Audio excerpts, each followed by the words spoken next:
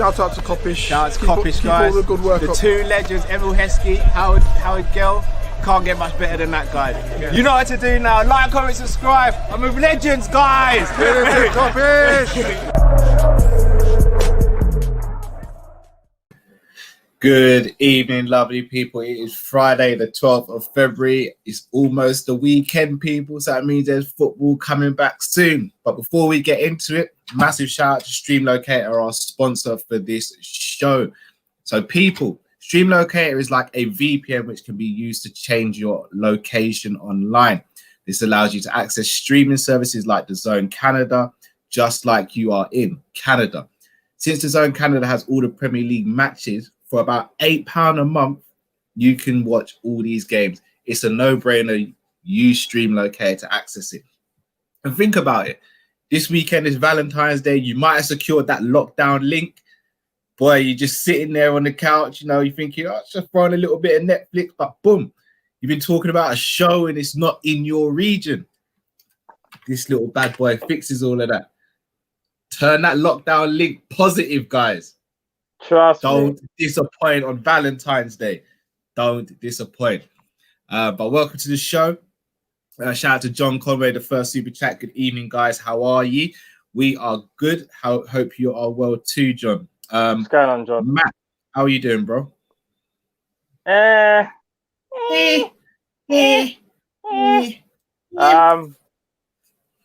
tired. I've had a long day. And to make things worse, which we'll probably talk about at some point, Liverpool, more injuries. Liverpool, again, there's players missing from a key fixture. Whoop-de-doo, what else is new, Cal? There's always something with us, innit? There's always something, chat. There's always something. Well, it's true. And guys, if you want to find out more about StreamLocator, hit the link in the description and you can find out more and you can also sign up there. So, Matt, we've got a massive round of fixtures this weekend. Obviously, we start off the proceedings, kicking off the weekend with a massive game against Leicester City, third versus fourth. But that same evening, it's got another massive game.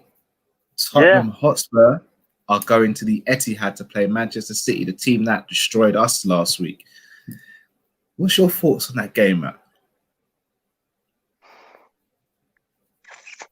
Man City are looking hot right now, bro. And I think them winning at Anfield was massive for them. Absolutely massive. That's given them the confidence now that they can just go anywhere and play. Obviously, they're going to be at Etihad anyway, but I kind of feel like that's just giving them what they needed to now go on and win it. I think it's theirs to lose. I think we've said it for a little while. Man City in the driving seat. Tottenham Hotspur, obviously, they got beaten against Everton in a crazy match, obviously, the other day. So they're not going to be in best of form and probably best of moods either. But they'll be up for the game. But you can't help but look at a City win, bro. Like as good as Tottenham have been in the past, and Kane is back as well. Obviously Son's always firing, but Man City right now are just looking like hotcakes, bro. Like I don't really see anyone stopping them. Now don't get me wrong. Spurs. It's not like Spurs can't beat them. But I just don't see it. I really don't, Cal. I just don't. Yeah, I find it hard to. A couple of you asking where Drifty is. Drifty will be joining us in the show. Don't worry, we'll have a full strength team. We're not going to be. We're not at the AXA. We're not at the AXA training facility. No. Put it that way. We're full strength. Yeah, Matt, I've got to echo everything you say. It's difficult though because these are the sort of games where Jose does well because there's no pressure on him. The onus isn't on his team to go and attack. And with Kane and Son, you've arguably got the best dynamic duo when it comes to counter-attacking. That being said, though, City they look ominous at the moment. Like I don't see who beats them. Like I can genuinely see them going from now to the end of the season not losing in the league, which is a scary prospect. Yeah, a scary prospect. So, bro. So let's cut you. Do you know what it is as well? You see how you said like Sane and Con, you know, Sane and Con. Man swapped it around, Sane and Con. Are you mad? Oi, remix for them. Son and Kane, yeah. You see them two there. They probably are the best kind of dynamic duo. But what's so mad is Man City, they're doing it with like Kevin De Bruyne. Gundogan has stepped up massively. And no Aguero either, as you said, bro. you know how big that is for them? They ain't had a growth for a while. Yeah. Do you know what it is with City, Cal? They've just got weapons all over the pitch, whereas I feel like with Spurs, if it's not Kane or Son, or I don't know, maybe an Ndombele does something special out of nowhere, I don't see them scoring. That's the honest truth. I don't they haven't. Not that, I take it back. They can't score, Cal. They don't have the same amount of weapons that Man City. Like they got Sterling, they've got Jesus, they got Bernardo Silva. Gundogan's now scoring goals. They got Ferran Torres off the bench. He can play, bro. You missed the name. You missed the name. Have I? Philip Foden. Oi, the truth, Foden, isn't it? Like, bro. So I don't know, fam. If you're a Spurs fan, it might be a long day for you, innit? It might be. It might be kind of long still. I can't be from. It could be a rough one. Yeah, I mean, obviously, the thing is, I say I want a Tottenham win, but really and truly, a Tottenham win puts more pressure on us. So obviously, unless it's a draw, ideally a draw, but really we don't want Tottenham winning this one. We'd rather City win it, if we're going to be honest, because it means they stay further away from the top 4 race, and obviously we need to do our business against Leicester. That goes without saying, but I mean, I'm going to go for a Man City win. I do think they'll grind it out. I don't think it'll be a high-scoring game. No. Rarely is with Mourinho, and I don't think he'll set up to give Man City that much space in behind and all that. I'm going to go with a 2-0 to Man City. I agree with that. 2-0 City, bro. 2-0 City. 2-0 City. Don't see. Actually, do you know what? I'm going to give Spurs a bit more credit. I'll make it 2-1. Even though 2-1. Something says it's still going to be 2-0 because, bro, Man City, I know they conceded a penalty against us, but they don't really concede a lot of goals in general anyway. They don't concede chances that much, bro. Let's be honest, we didn't. Apart from Mane header, they didn't really give up any real clear-cut chances. Yeah, Pepper's got them firing again, bro. Even like from a defensive point where they're just like hunting the ball now. When they lose it, they hunt in packs and they cut off passing lanes.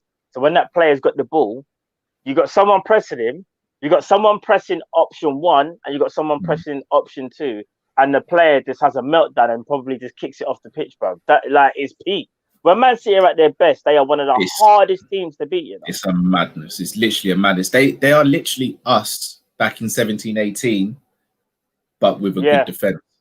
Yes. Whereas we didn't have that in 17-18. It's what they're doing this season. And again, we have to kind of give them credit because it's a weird season. It's not an easy season for anyone. And to not have their best striker and their best attacking midfielder and go to Anfield and put on a very good performance and obviously get a very good win. Again, the caveat is the fact of Alisson had an absolute mare, but it speaks volumes. It really does speak volumes. Yeah. No, it does. It does. Listen, bro, I'll be surprised if Tottenham get anything out of the game, but I'm sticking to 2-1. It's either going to be 2-1 or 2-0, Cal, in my opinion. One of them two. City ain't losing this game. No, I agree. So the next game to cover is West Brom versus Manchester United. I think Manchester's going to be happy this weekend. I'm not going to lie, Matt. What do you reckon?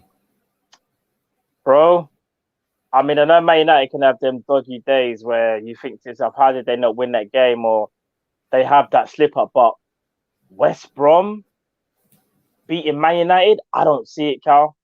I really don't. Man United, they're too strong for West Brom. West Brom would have to have like everything perfect on their day for them to get anything out of the game. Don't get me wrong. It's not like they can't necessarily like nick a draw or something, but let's be real.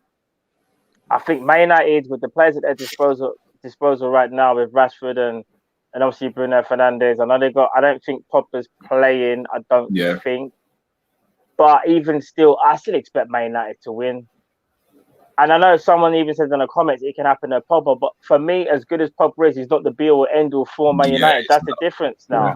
Whereas if you said that maybe 2-3 years ago, you might have said, because like he's the only midfielder of quality that they have. They now got Bruno Fernandes, who, do you know what I mean? He's just as important in my opinion. Some people might say more important. Do you know what I mean? So, even McTominay's been scoring for them, bro. He's stepped up, bro. McTominay stepped up for them. He has. So they still haven't got the best Scotsman like that. Let's just clear that up. Oh yeah. That's not even only one debate. brave That's not one, and that is Robbo. But McTominay, Scott's been doing bits this season. Well, recently yes, anyway. bro.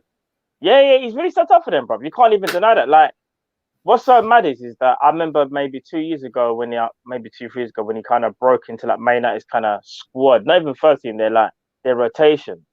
And I said, you know what? He's got something about him. I don't think he's going to be amazing, but I just think he could be like their new Darren Fletcher kind of thing, where when it's time for like a big performance, he can kind of step up. But boy, let's see what happens in it. But I think for me, Man United, they've got this one for me, Carl. I don't see West Brom winning it.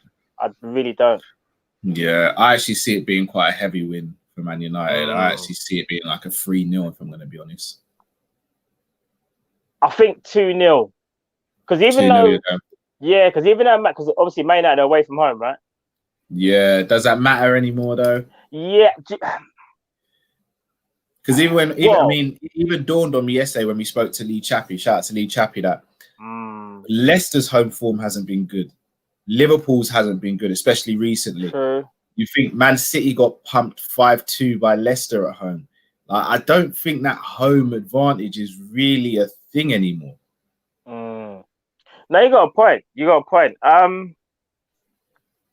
The only reason I say that is because I'm thinking, even though West Brom are not away, I still feel like they're going to play that defensive game. I don't think they're really going to attack Man United. Because I think if they do, they're going to leave themselves to be carved like open, bro. Because Man United would just counter them on the counter, bro. Yeah, I just think even with the low block though, someone like a Cavani, he just makes space with his movement, and then someone else can just find something. I reckon they'll do them quite handily. I'm not going to lie. But Sam Allardyce really, I think Sam Allardyce likes to bend over for Man United once a while as well. So he's been doing that from the Fergie days. So yeah, put that this: the only way I see West Brom even getting anything out of the game is it has to be like a set piece or something. Even then, in my opinion, it's kind of hard to score set pieces against United considering how tall their team are.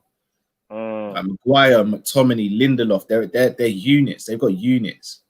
True. No, I hear that still. Put that this: Man United winning 2 or 3-0, bro. I'll say 2. I think 2-0. I think 2-0, comfortable 2-0. I've gone 3-0. All right, next game we cover is Arsenal versus Leeds United. This is going to be I think Arsenal, well, here's the caveat. Arsenal are without Partey and Tierney, apparently. Well. Where the party at? Where the party at? There's no party. Without Thiago, there's no party. But we started that thing. I don't care, bro, about party. Listen, I think Drift got the fixture last week correct with Leeds. Who did Leeds play last week and they beat someone? Who did they play? I can't remember off the top of my head, you know. Hold on. Was it Leeds v Everton or something like that? Oh, guys in the chat, please. Who was it? It was who did Leeds beat in the last game? Or am I going completely mad? Because I've had a long day. I'm trying to remember. Help us out, please, guys. Yeah, someone's put Leeds win 3-2. You talk about Arsenal. Palace. They beat Palace. So it might have even been a game before that. It would have been the game before that. Yeah. It would have been the Leicester game. It would have been the Leicester game where we thought Leicester would win and they beat Leicester 3-1. Yes, that's the game. So the game, that's the one. ADAJ3 says Leeds beat Leicester. Thank you, my bro. Yeah, that's the game I was thinking of. But you know what, Carl? Leeds will beat Arsenal, you know. You see, with Leeds, they have no respect for anybody. They come and play ball no matter what. Bro, you know they will play the same way against Barcelona, Bayern Munich, Man City. That's just how they play, innit? Yeah, they're about that life. And I'll be real with you. Imagine if Leeds had more of a clinical striker. That Leeds only need a couple of players before you start looking at them thinking. Yeah, they need a very good centre back top 4 and a top 6. Devastating striker, and they could be knocking on the door for top 6, in my opinion. Yeah, top 6. Obviously, talk about Rafinha at the moment as well. We will touch on Rafinha after we speak about the rivals. Yeah, I like what he brings to the table, man. Do you know what? He's a baller. Obviously, you know my agenda's strong. Yeah. I want to bring in, but Yeah, we'll speak about Rafinha. So you reckon Arsenal aren't going to win this game? No, bro. Leeds are coming to spoil the party. No pun intended. They are, bro. Leeds don't mess about, bro. And you want to know something? They don't. Even though Arsenal have got obviously Aubameyang back, they got Lacazette, they got no Tierney, which is massive for me, because Tierney for me is a massive outlet down that left hand side as well, and I think he helps Saka. He's good defensively as well. Very good defensively. For me, this is how I always see it. For Arsenal to win, they need Saka to have a good game, because I think Saka's their creative spark in all of the players that they have, which is so weird when you think about some of the experienced players they have, bro. Saka is a seriously good player, man. Seriously good. And there's a reason why he was linked to so many clubs before he signed his new deal. But I'm going to be honest with you, as much as... What's someone saying here? Someone saying, breaking news. Oh, yeah. I've got that on the list to discuss as well. Yeah, I don't want to hear that. Don't want to hear it. Unless he comes to Liverpool, I don't even want to hear it. But no, thank you for the update, bro. Nah, Leeds, bro. I'm going Leeds. I'm stuck with this one because I agree that Leeds can cause Arsenal all types of problems, but I just think defensively they can be very naive sometimes. And Arsenal do pull out these results sometimes where you're like, oh, I didn't see that coming, and they pull it out of the bag.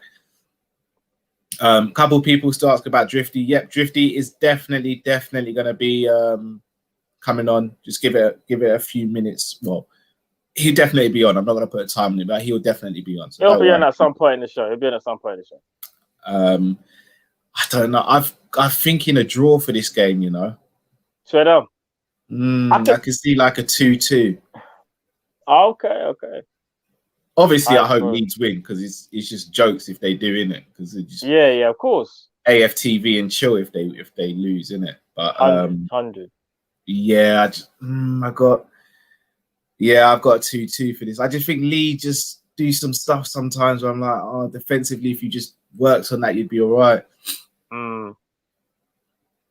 So what's your prediction then?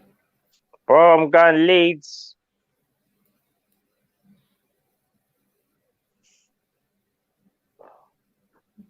It's either going to be 3-2 Leeds. Okay. Or 2-1 Leeds. Leeds are getting some goals, bro. They're getting some goals. I'm saying 2-1 Leeds. 2-1 Leeds. 2-1 Leeds. Okay. 2-1 Leeds. I give Arsenal a bit more credit. But you're still going to lose. Moose LFC, after Rafinha talk, let's talk about the Sarr saga. Indeed. I have got that on the list already. So Ishmael do that. Great minds think alike.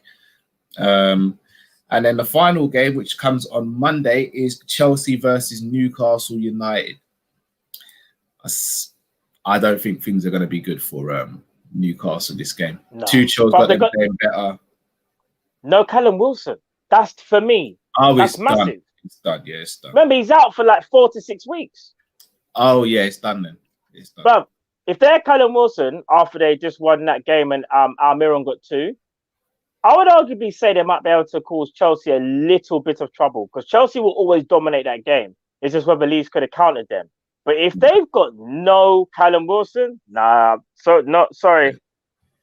Nice. Big up Kendall. She ain't gonna like me saying this, but unfortunately, it's not looking good for Newcastle in this game. It's gonna be Chelsea, in my opinion, bro. I think Chelsea win it comfortably, 2-3-0. You know.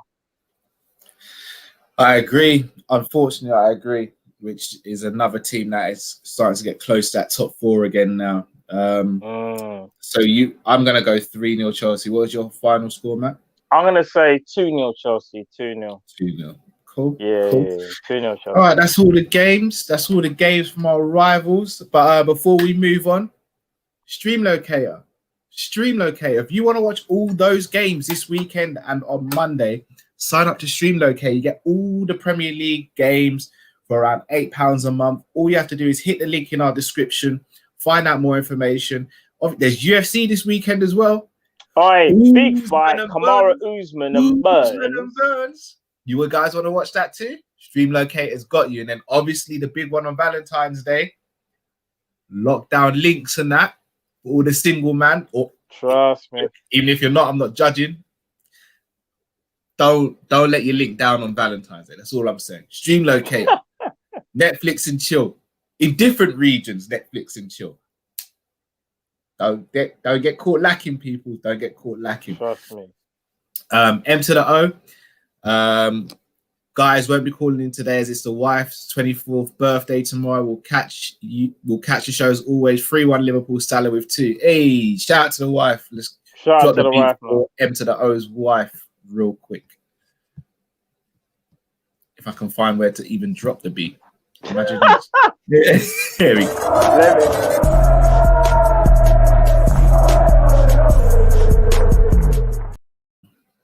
go. There we go. Happy birthday to Mrs. M to the O.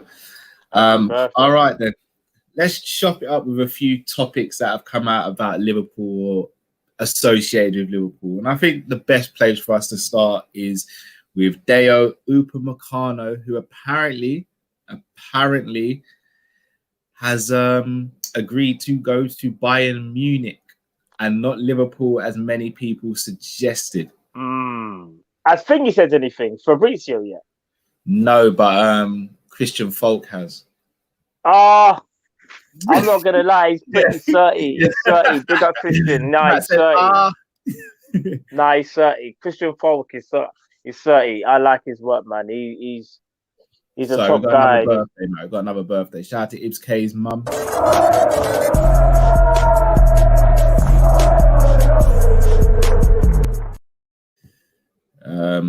And just got Khalil Hassan, Kunde, Neto, Neus. Next season will be good.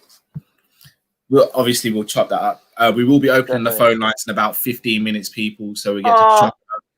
Sorry, Carl. I'm just seeing apparently Fabrizio saying it's done. I'm just looking at the chat. How are you feeling, man? I know he's a player that you really wanted. Do you know what it is as well? I was given a bit of hope that, and this was at the start of the season, that Liverpool were going to go in for him in this coming summer. Did I think it was going to happen? I thought we had a chance. And remember, that was before a ball was even kicked. We didn't know what was going to happen. We didn't know what no one's transfer plans are, how things have transpired since then. But when I heard Bayern Munich's name like a couple months back, I did start to think like, it's going to be tough, bro. Because he's going to want to stay in Germany most likely. It's a safe route in a sense of, Matt is true, Bayern kind of. Matt is true. Bayern are currently favourites to go Meccano. The deal is closing to complete. I wouldn't be surprised if we miss out on him, to be honest. So it's either collector's car or Botman in the summer. Yeah, there you go, Matt. Something positive. Little bit of Botman. Yeah, bro. I want Botman. But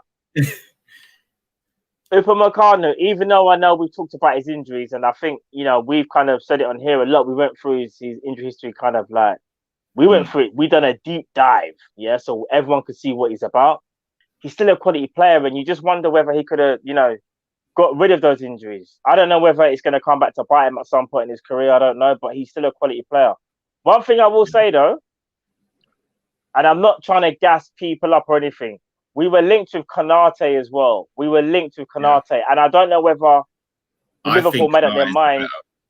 I'm actually not upset about Upamecano not coming to Liverpool. He's never been a player that I've desperately wanted. Like, I wouldn't be upset if we'd signed him, but I always preferred Konate. And I think there's other centre-backs out there I'd rather have, if I'm going to be honest. Yeah, here's the thing. Upamecano, for me, I still think is a quality centre-back. If he stays clear of injuries, he'll be one hell of a defender. Konate, I like what I've seen of him. He's good, but again, he's got... In fact, I'd arguably say he might even be more injury-prone than Upamecano. Yeah, that's it's quite bad. So, that's kind of like... You look at Konate, is injury-prone. Collector Car, who I didn't know nothing about. And...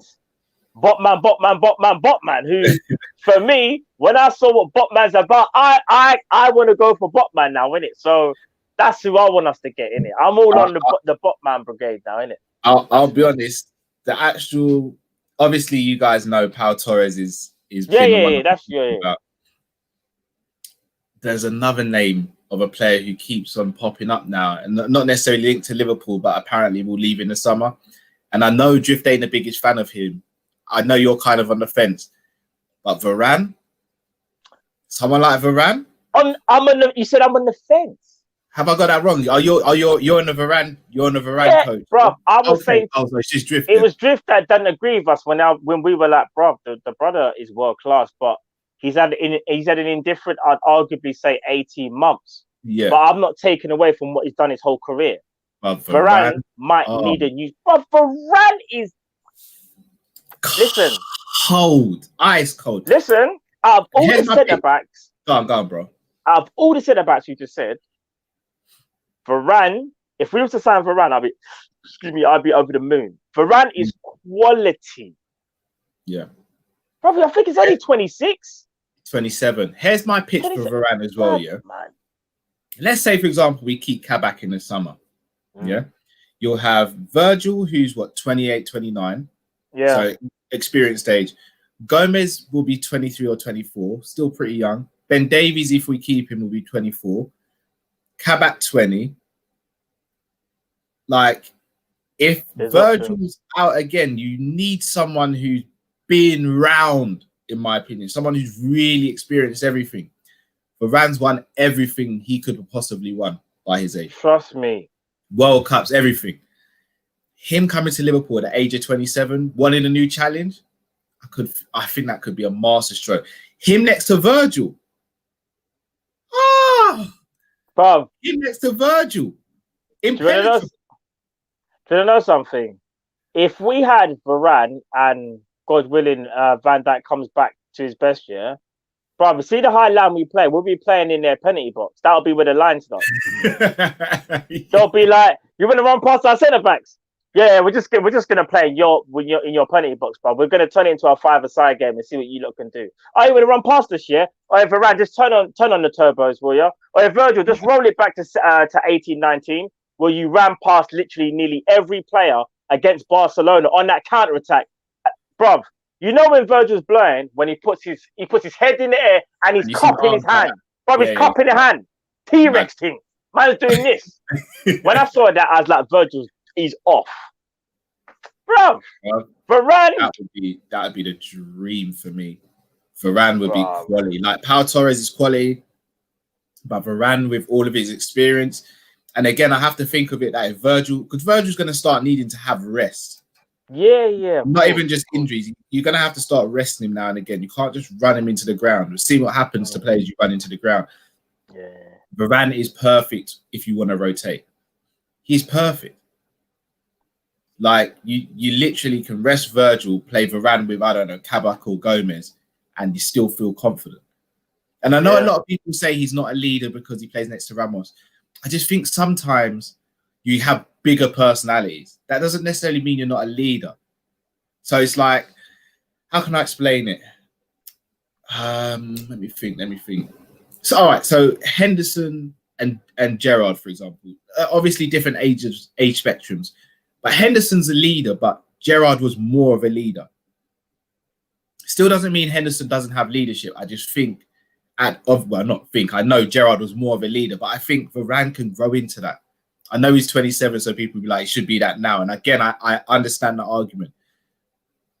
But I think he's accomplished and achieved so much. And again, you think when he's playing for France, who leads that back line is pretty much him. Yeah. It is him. So they're always changing centre back with Varane. If you look at the partnerships that he's had quite a few partnerships, Varane. He's never had a sturdy for like years, for like the last couple of years, I'd say. There's always been someone in and out of that team playing next to him. So it's mad. Interesting. Staying on the topic of the centre backs, news came out that apparently Klopp wanted Koulibaly in January, but was refused the deal.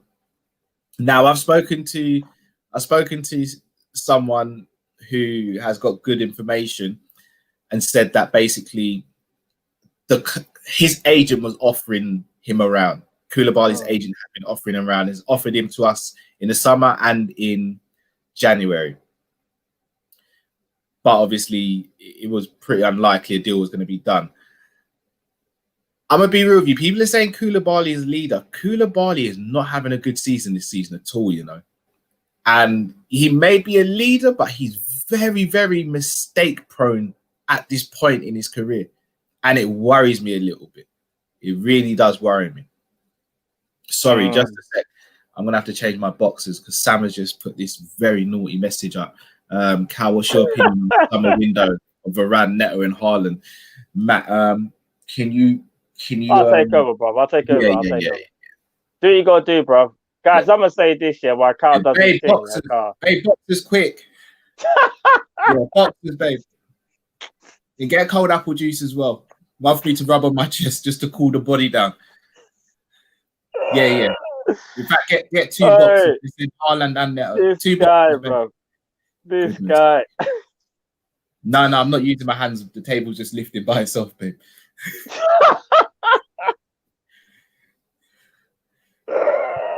Sorry about that, people. Bro. Sam, it's pre-watershed, Sam. Behave, bro. Man. Oh, my days. Don't give me a joke.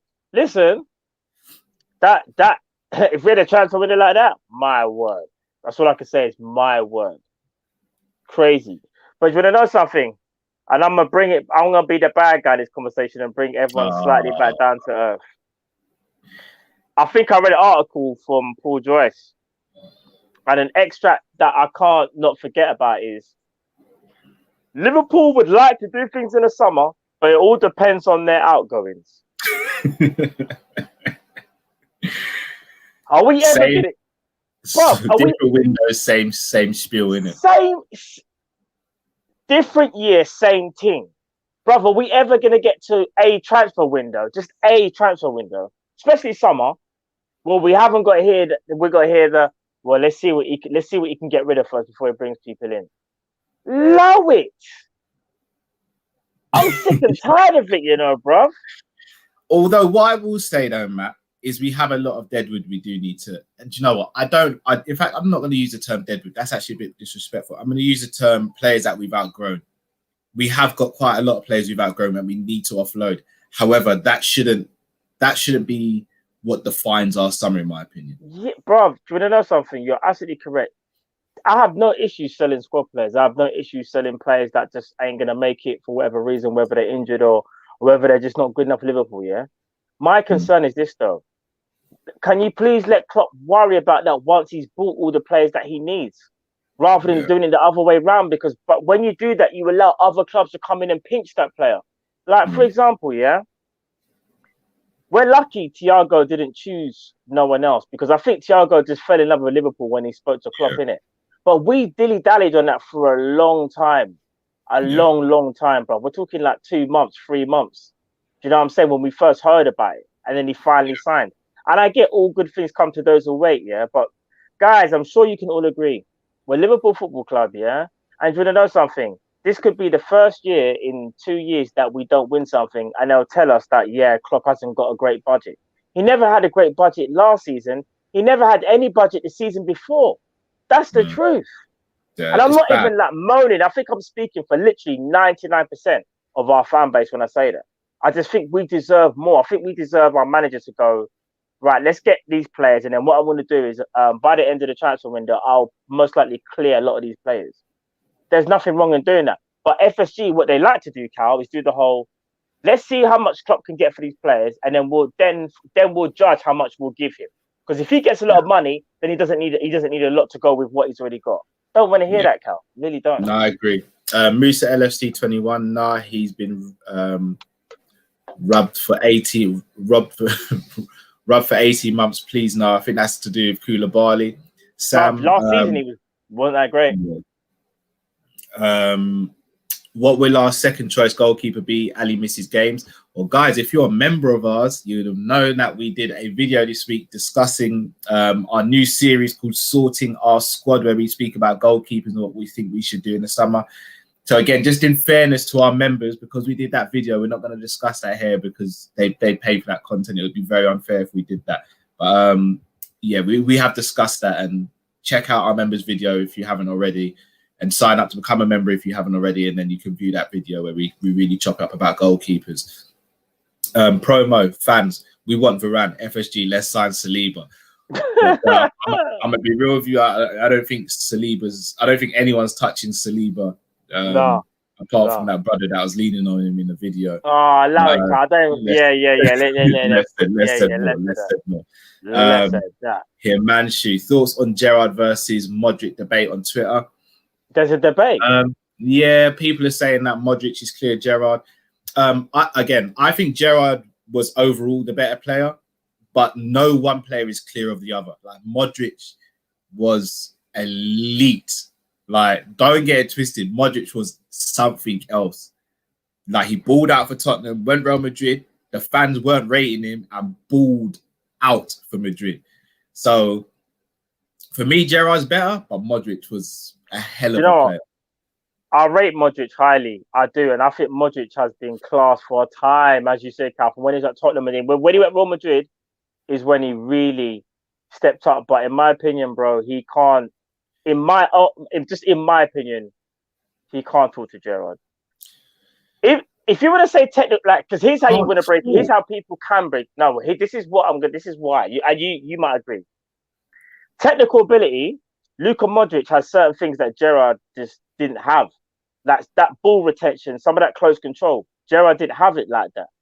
But do you know what Gerrard did have? That range of passing, the shots from outside the box, even headers, and also. One thing Luka Modric didn't have that Gerrard has had since he broke onto the stage is leadership, bro, and GOAT status. I've never seen Luka Modric do something in a final like what Gerrard done against West Ham, and like what Gerrard did against Olympiacos, like what Gerrard did in the final to get us back into the game. And again, people might say that's not Modric's like play, so to speak, because he's playing with like Cruz and whatever. But when you're a leader, you're just a leader. You just are. And I think the debate should be more like, could Modric talk to, like, I don't know. Because again, they play in different positions. So I'd say, could Modric like speak to Xavi, Iniesta? And I'd arguably say, no, he can't. He can't even talk. Iniesta is where people should have that debate where it's like Gerrard, Iniesta. And even then I'd say that's unfair because they are two different people. But you see Iniesta, yeah?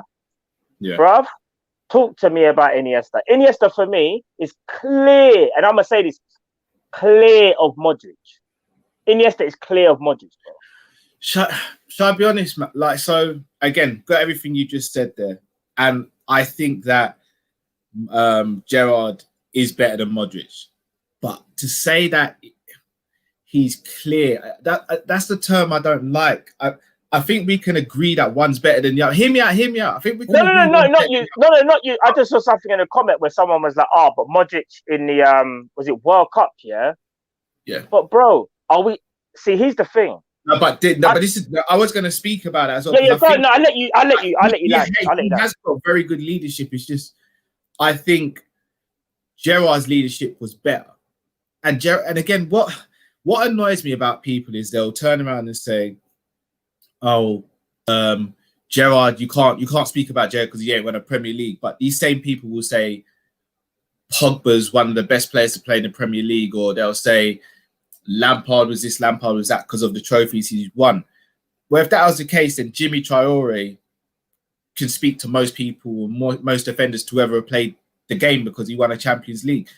Like, there has to be a cut-off point between what a player's won and how good they were, in my opinion. And Gerrard for me was the better player, but I can't sit here and say he's clear of Modric. I would say he's better, but I would say he's clear of, say, I don't know, a Lampard. Even though I rate Lampard. Sorry, didn't I say Gerrard is better than Modric? But I said Iniesta is clear of Modric. Yeah, you did. Yeah, I can't argue with that. Iniesta, I don't want it. People in the comments are saying, Matt, you're high. I'm sorry. This is just my opinion. If you think Modric was better than Iniesta, that's you, innit? But I know I've been watching them man from day one, and I'm telling you, in my opinion, from what I saw, Iniesta, nah. Modric cannot talk to Iniesta. I'm sorry, he can't. Ooh, that's just my opinion. That's just my opinion, though. Shout out to Kadir Hussein always. Iniesta is my wet dream when it comes to football. He's many. Couple people saying one person, I'm not going to shout you out because I don't want people to start coming for you, but someone said that they rate Lampard over Modric. I can't take that one. I'm not going to lie. Lampard over, this is, and these, you know what, I'm not going to say the person. This is where I think people look at stats and automatically think that one player is better than the other. And do you know what? It's starting to wind me up. Like, stats should be used for some arguments. But stats need to be in context, man. They have to be in context. Like, Lampard didn't have to do the box-to-box thing. He didn't have to do it. Lampard was a goal-scoring midfielder. He was a goal-scoring 10, effectively. Chelsea played a 4-3-3, but Lampard was the one with all the freedom. He had check this out. He had a prime Czech behind him. Yeah. A prime John Terry and Carvalho behind him. And a prime Makelele or Essien behind him as well. Then he had Drogba in front of him. Lampard really and truly didn't have to worry about anything else apart from getting goals. And this is the question I have for people who saying this about Lampard.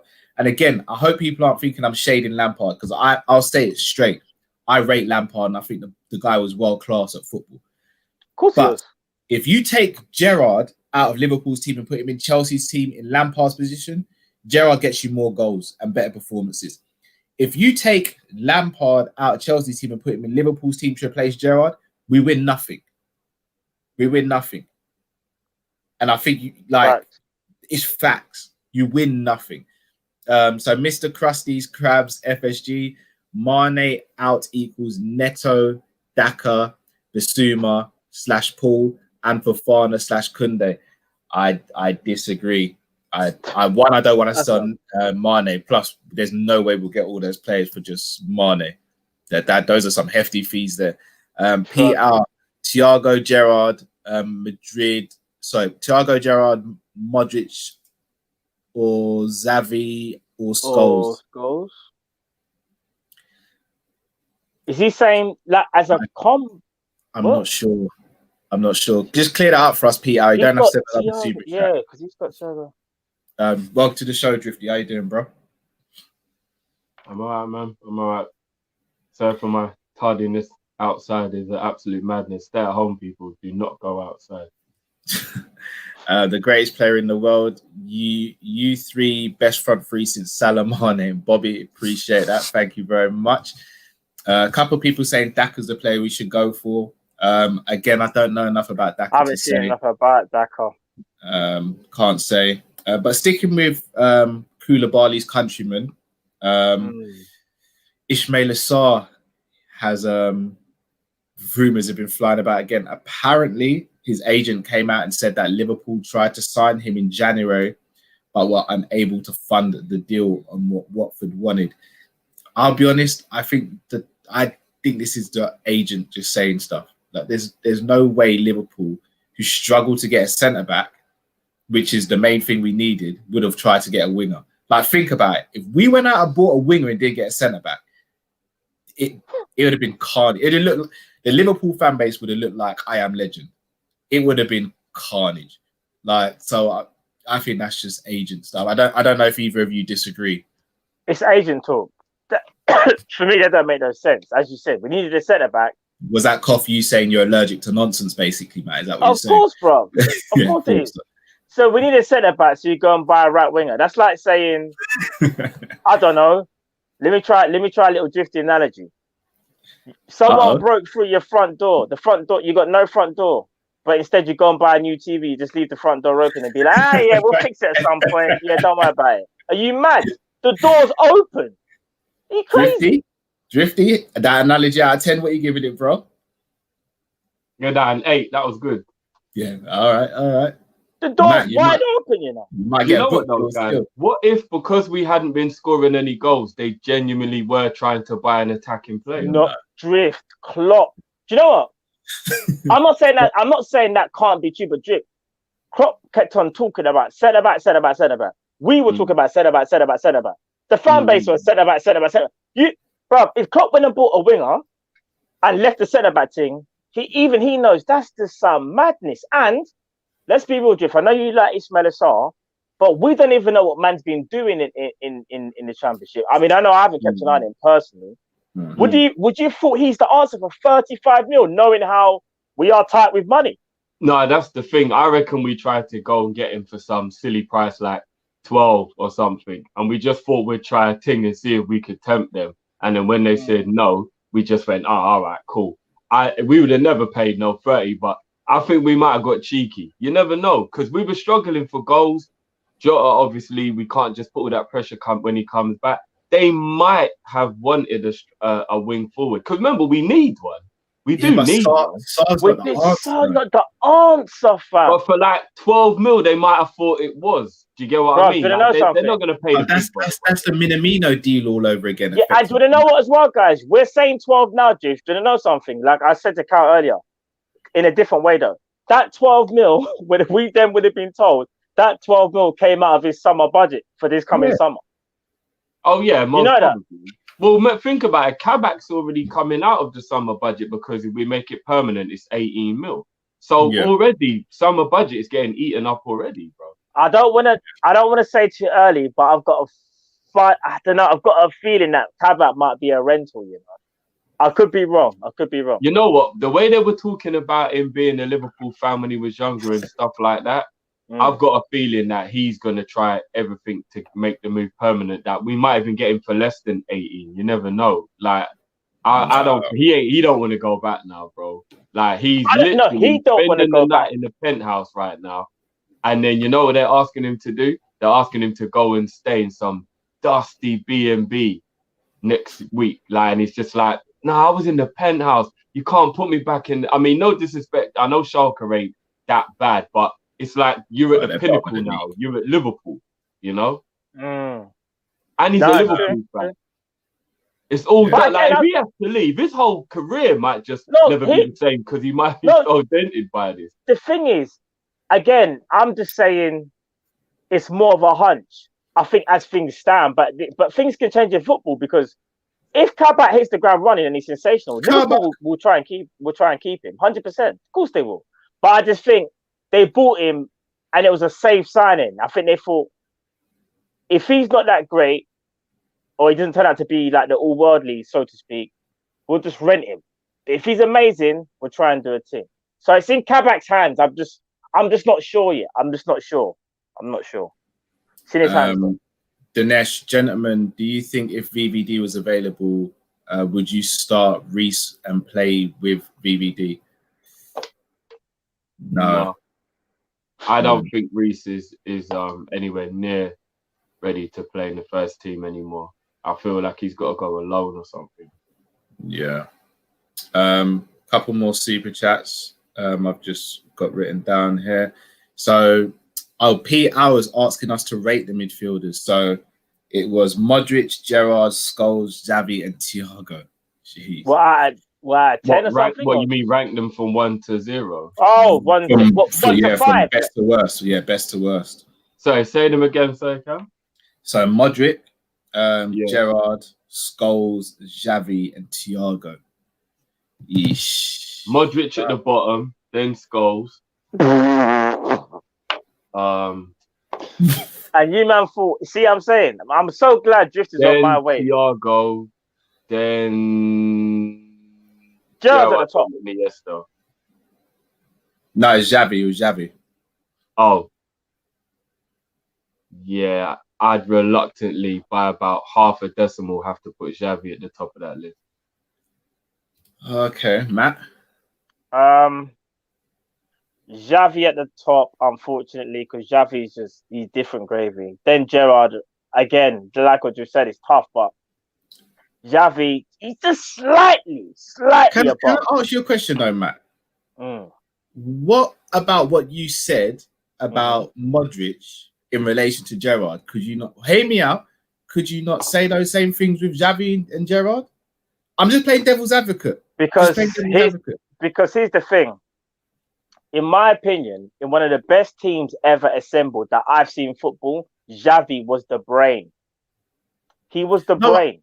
I get that, but remember, your Modric was no brain.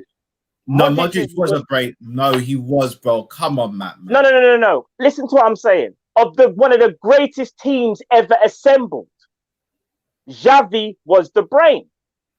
Yeah, Modric is Modric a brain. Yes, Modric is a brain. Three Champions Leagues on the spin, bro. Bro, if you're gonna tell me Modric can talk to Xavi, I'm coming off air. No, I know. I'm not joking. I never said that. I'm saying you said Modric couldn't talk to Gerrard because of, and you listed reasons out, such as he didn't turn a game on his head by himself and leadership and all that and all those stuff.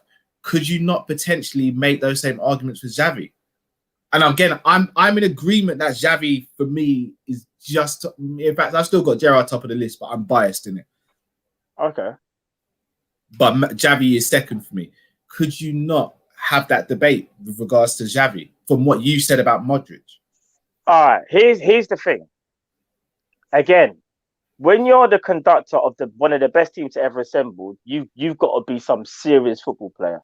And I'm not saying Modric didn't do that for Real Madrid. He didn't, because it's like saying that the two in tandem, the two troublemakers at Real Madrid at their highest in the last couple of years or last 4 to 5 years was Modric and Cruz. And you look at when it was Barcelona, it was Xavi and Iniesta. Now, when you isolate the two of them, there's Xavi and Modric, yeah? I saw Xavi, in my opinion, conduct more of a game. For me, Xavi was the one that pulled literally every string. I'm not saying Modric didn't pull strings, because of course Modric pulled strings. But for me, Xavi just made everyone tick. Modric, you're comparing the wrong two for me, Matt. I think Cruz is the one who's like Xavi, and I think Modric is like Iniesta. I think you're comparing the wrong two to me. No, because I feel like Modric is a bit of a hybrid. Modric for me does a bit of both, because he had the legs. Nah, but Modric isn't really good at sitting deep. Modric is a further up the field type of midfielder. Cruz is the one who did the more deeper play. Modric can do both, bro. No, but Modric didn't really sit. No, but Modric didn't really sit deep, fam. Remember that was Casemiro. What it was. Yeah, that's what I mean. Okay. But Xavi used to kind of sit real deep. Like he wasn't as advanced as Modric. No. Xavi wasn't as advanced as Modric, but we just got to compare them how it is, because that's why I said to Cal, it's kind of unfair to make that exact comparison, because then you're going to where they actually played. But I'm just talking about what they did for their team and how good they were. And again, I'm not taking away from what Modric has done. Bro, Modric has been sensational. There's no denying that. But to say that, like, Modric has done more than what Xavi did at Barcelona, and then you got some people in the chat saying, you're disrespecting Modric. How am I disrespecting Modric by saying he was great, but I think Xavi's better? That's no disrespect to Modric, you know. People need to understand Xavi's one of the GOATs out here. Yeah. Like, we're talking about Xavi. I want to bring Modric. I don't think it's fair to put Thiago in this yet, because his career hasn't finished and nowhere near being. Like, Thiago effectively has another 5-6 years left in him at the top level, in my opinion. For me, Gerrard is top of the list. And I'm not just saying I'm a Liverpool fan, but the reason I say he's top of the list, could Xavi tackle? Could Xavi tackle? Yeah. I don't think he was absolutely terrible at it, but obviously he wasn't as good as Gerrard. But that's what I'm saying. So Gerrard was, for me, more complete. Don't get me wrong. If you're saying to Xavi, there's 6 men in front of you and you've got to pass the ball through them man to one man, Xavi's doing that all day. Gerrard might not be able to, but everything else Gerrard can do. Are you just saying Gerrard's more complete because from a defensive standpoint? Attacking wise, I could argue as well. Better in the air with headering, better at crossing, in my opinion, better long range shooting, better at arriving in the box and finding space to score a goal. But they're different again. But again, you're talking about Gerrard's traits. That's different. Those are his traits that he was great at. Because Xavi's traits were different to Gerrard's.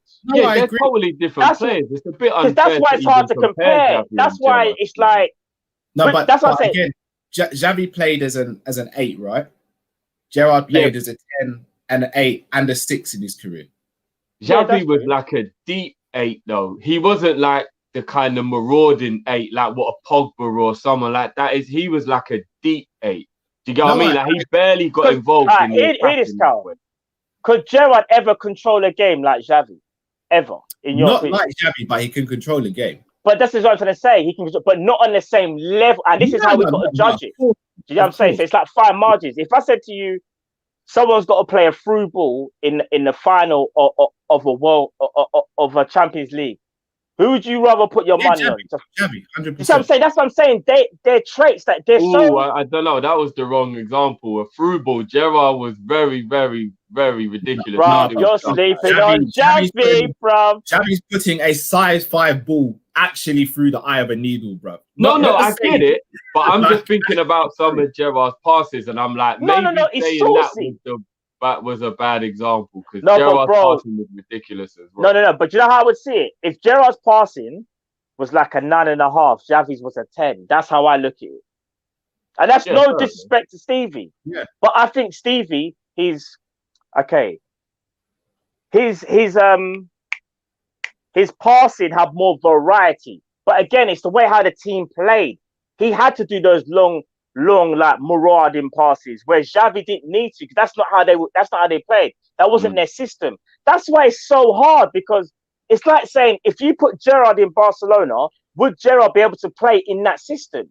We just say because it's all world. No, he would do it differently. No, but Cal, I'm not trying to say he can't, but I think could he play it as good as Xavi though? We're talking like man has to have eyes in the back of his head sometimes. I think he would play the role differently, but I think he'd be just as effective, but in different ways. Whereas again, I argue if Xavi was at Liverpool through the times that Gerrard was at Liverpool, how would he have fared? But again, Xavi don't play like that. No, but bruv, you just asked me the same question with regards to Gerrard. No, but at the same time, that's hard to say because Xavi, it's not like all Xavi can do is a short pass, you know. Remember, let me push it like this. I'll go one better. Take out Gerrard when Gerrard played with Suarez or Torres, and maybe put Xavi in, and Xavi probably might get you more assists. I don't know. It's tough. Gerrard was our top assist maker that season, I believe. No, but Xavi might get more. I'm just saying. He might. But Xavi wouldn't get you as many goals though. No, he wouldn't. He wasn't a goal getter like that. He wasn't. He wasn't a goal getter like that. Do you know? For me, out of the list that was given, Gerrard is top for me. But if I'm not gonna be peed off with someone for saying Xavi. Like Xavi was one of my favorite ever players. So, like, they're both levels. They're both levels, man. I just think, unfortunately, because Gerrard's English and also didn't win a Premier League, he's always going to be looked down upon when we bring these debates in my opinion, which I think is silly. Yeah. And again, other people say, I think Xavi probably the best midfielder I've ever seen in my lifetime. I mean, some people are saying we're being silly, like Xavi's clear of Gerrard. Like, I disagree. Respectfully, I disagree. You can say one's better than the other, but to say one's clear, when you're saying clear, imagine Usain Bolt at his peak winning a race. That's clear, innit? Like, it's not clear. Like, we can have debates about it, but to say one's clear of the other is throwing out phrases just for the sake of it. One is not clear of the other, whichever way you decide to go. They're different players. Yeah, because the way I look at it is like this. Gerrard was the all-action, like, captain Liverpool, where Xavi was just the brain. He was Charles Xavier, fam, cerebro in one. Man could control anything if he wanted to. Like, Xavi was just different. Like, I saw Xavi play against England for Spain, control the whole game, didn't even do more than a trot. Bruv. Did power walk, didn't even get into a sprint once, and just the man are different. You see, and just another guy the whole game. Because another guy I'd say as well, but I don't know if he gets into is Pirlo. Pirlo is one of my all-time favorite midfielders as well. You see, Pirlo, another conductor, another control. I love them techie guys that could just control a midfield, and they're not all action. It's just their footballing IQ and their technique is on Xavi Alonso, Pirlo, Xavi. Them man, they're all going that bracket, innit? Them man are different, bro. Dinesh Karai, no question, Gerrard is the best. He could play defense, midfield, and up front with others cannot. He could do everything: pass, tackle, shoot from anywhere. Kadir Hussein, Iniesta is still my wet dream at football. Iniesta is absolute levels. Absolute level. I've had arguments about people because I think he's better than people that other people get all like uptight about. Bruv, you know how much I love Iniesta, yeah? people, and again, I'm not disrespecting the person. When I said Iniesta is clear of Modric, everyone was getting upset. You know, I don't understand why people are getting upset. I don't understand. Oh, that's a very easy debate, to be honest. Thank you. It's a very easy debate. It's not. There's nothing to debate. There's nothing to talk about. There's nothing to debate. There's nothing to debate. Iniesta, bro. For certain man that haven't even watched Iniesta, and are probably gonna go on YouTube now and see what he done. Unless you saw him when he was in his peak, you will not understand what man's talking about. You don't get it. You don't. The man was different. Bro. Gonna open the phone line shortly, people. So get ready. Yafu, better legacy, Gerrard or Modric? Probably Modric. Modric probably has a better one more accolades. Modric one more accolades. And he won a Ballon d'Or. That means he's a better player. Whether he deserved the Ballon d'Or or not, again, debatable. Musa NFC 21. Harvey's been outperforming Sarr by quite a bit this season. Very true. Very true. I can't believe someone said he's not clear of Modric. Oh god. For me, Iniesta is better than Zidane, let alone Modric. Do you know what? I'll let Edward talk, because I know if I said that, everyone would have come. Hey, bro, do you know something? Because I think that's a debate. That is actually, I love Zidane. I actually agree with Edward still, but I because of my track record of saying stuff about players from yesteryear, I decided not to say anything, innit? Carl, I'm not putting it. Certain people still in my DMs ask me about the Ronaldinho stuff. So Carl, I've just stopped speaking about it. Just quickly, who was better, or who's better? Modric or Thiago? Just quick question. Just put you on the spot there. Quickly. I can't judge them, Mac. Like, one's finished their career and the other hasn't. It's not fair, Mac, for me to judge Thiago Modric. No, they're not finished. Modric is 30. He's got 6 years on him, bro. But he's not finished. He's still playing. No, but that's like me saying who's better, Mane or Jota. Like, no, all right then. Who's better? Who's been better in their prime? But bruv, this is why I'm saying I can't answer that, because bruv, Thiago could hit another level, bro. And then we're gonna be like, well, this is his prime now. So it's not fair for me to answer that question. You don't want to answer it. That's why. You don't want to answer it. I'll answer it for you. If you're talking about legacy, what he's done in the game and all that kind of stuff, then it'll be Modric. If you're talking about just pure techers, it's Thiago. So what kind of conversation do you want to have? I don't think it's fair to have that conversation at this point in both their careers. Like, one is well ahead of the other in terms of age and stuff like that. One just gone to a new club as well. A lot of people want to put Thiago down because he's had a really indifferent start, mainly due to injury and Liverpool form. And they want to get all like, oh, well, this Thiago and all that stuff. If you go and look at Barcelona and Bayern Munich Thiago, we're talking about arguably the best midfielder in the world. But all of a sudden, because he ain't had a good start to his Liverpool career, everyone wants to start acting like he ain't. I hate the way people only live in the moment, you know. Bare full of fashion football. That's the reason why I don't let people bring me down on my opinion on certain man when they're not really performing that well. And then someone else becomes the flavour of the month. People love full of fashion in football. Thiago is worldly, all worldly. Don't ever get that twisted. Don't ever get that twisted. Trust me. Nah, I fully agree. As I said, I can't judge them yet. I think it's too unfair. But yeah, when both careers are finished, more than happy to have that debate and chat. So before we move on, just quickly, guys, let me just tell you about a little Barcelona conveyor belt that went Guardiola. Then the mantle was taken off him by Xavi. No, you missed out someone. You missed out someone. Who did I miss out? Deco, bro.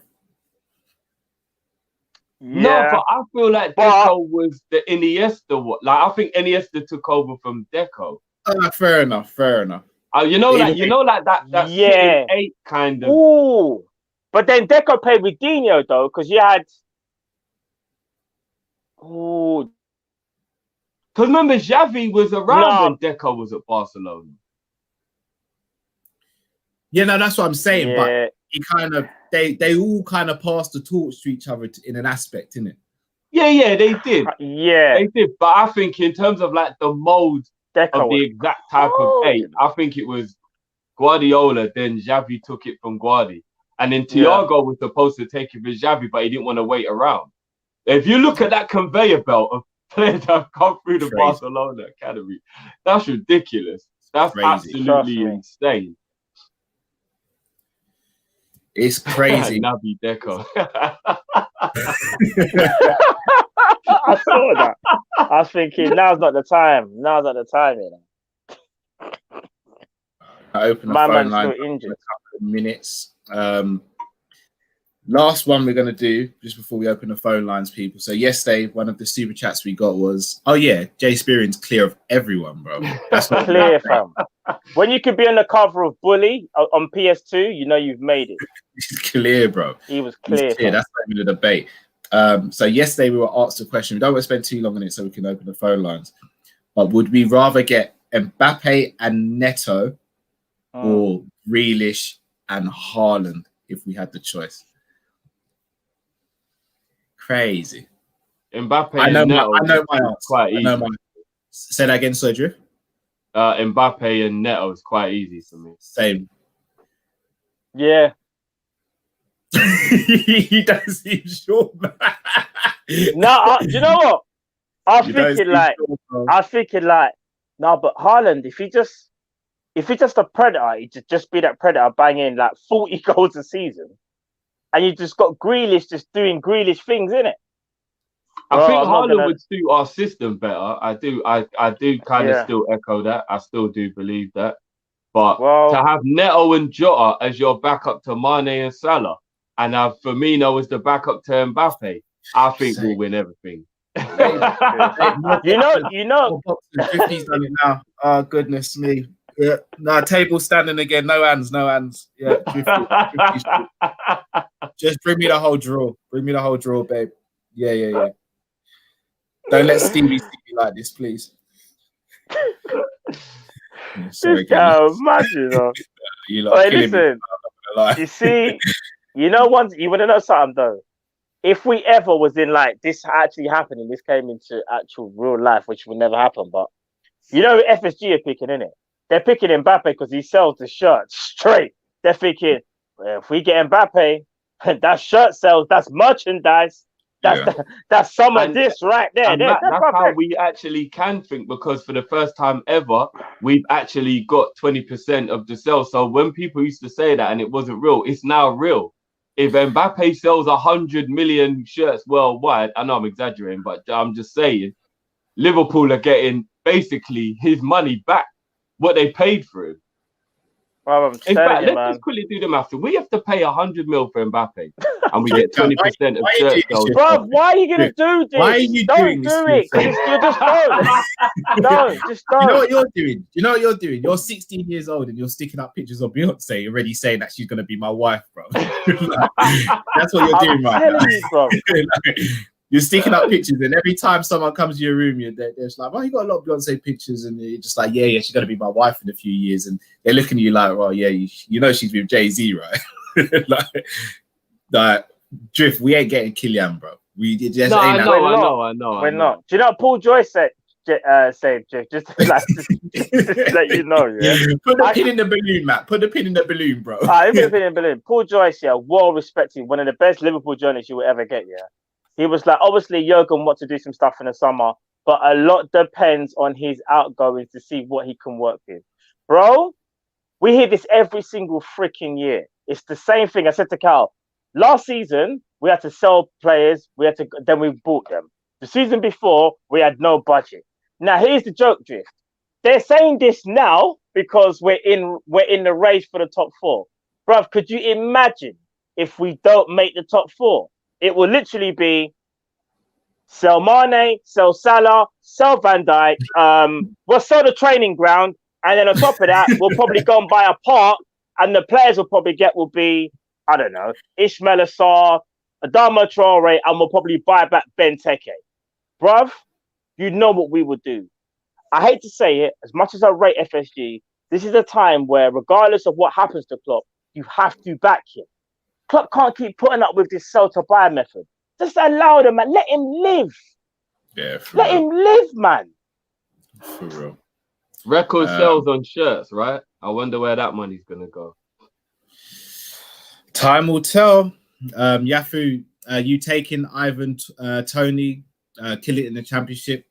Admittedly, know nothing about Tony, so I can't say yes. If or he's- no. I don't know. If he's great and he's worth about 50 mil, FSG will look at him and go, "Well, there's your Mbappe." You know what I mean? For me, it's Neto and Mbappe. I think definitely. as much as I rate Grealish, like you all know, I rate Grealish. I think we could go one season without a creative 10 if we had Mbappe and Neto. Yeah. I mean, let's be realistic in this. We could get Neto and Grealish. And that's not even unrealistic. That's actually something that Liverpool should be genuinely looking at. No, I agree, but Drift, who's scoring the goals? I think Mane and Salah will get back on the score sheet soon. Don't worry, man. They're just going through a little. I mean, Salah's top goal scorer. Yeah, but we need a 9. As Kevin O'Sullivan just said, we need a 9. No, we did. But remember, we can play Jota down the middle next season. Oh, I want a 9, Drift. I want a man that looks at the goal and gets hard, bro. I want a man that looks at the goal and gets hard, bro. Not semi and thinks, do it. Like, he looks at the net and he physically just wants it, bro. Like that's all he cares about, bro. That's what I want now, bro. But then that would be Haaland over Mbappe, then. No, because Mbappe does that, but does other things as well. He does. He does more than what Haaland does. But if you're talking about just goal scoring, Haaland's that is guy. like a serial killer. Yeah, Haaland's that guy. If he's got a wife, like he'll just take care of the wife, but will neglect his friend. And Mbappe will take care of the wife and still bring in the man then. Like that's Mbappe. That's true. That's true. On Sundays, like Mbappe will call around and he'll send a group WhatsApp being like, "Oh, you man, if you're not busy today, like you man can come around there watch the football. I'll get some takeaway for everyone." Whereas Haaland just like, "Yeah, lads, you know what? I'm just gonna chill with the missus today. I might not even watch the game until the highlights." Mbappe bringing every man through. I love it. Musa LFC, I'd take Mbappe over Neto and Grealish. Trust me. That's a difficult one, isn't it? Yeah, not Mbappe over Neto and Grealish. Because you got to think of the squad sometimes as well, and I think 2 players of that quality is better than just getting 1. You do have to, because remember, we're going to lose Ronaldo, we're going to lose Milner possibly, so we are going to be a little bit lighter in midfield. So Grealish is probably a kind of a priority. Well, we should be kind of making it a priority when you think. If I'll be honest with you, I don't want to do this to you again, but you see, Grealish, I know we're not going to pay 80 million, but we should be though. No, we should be, but we should. We're Liverpool. Do you know what? It actually hurts, that we waited 30 years to win a title, and we still look at certain man and go, "Yeah, we can't afford him." So what's the point in winning anything if we can't even afford players that should be? It's actually mad. It's fact. But guys, the phone lines are open. Click the link in our YouTube description.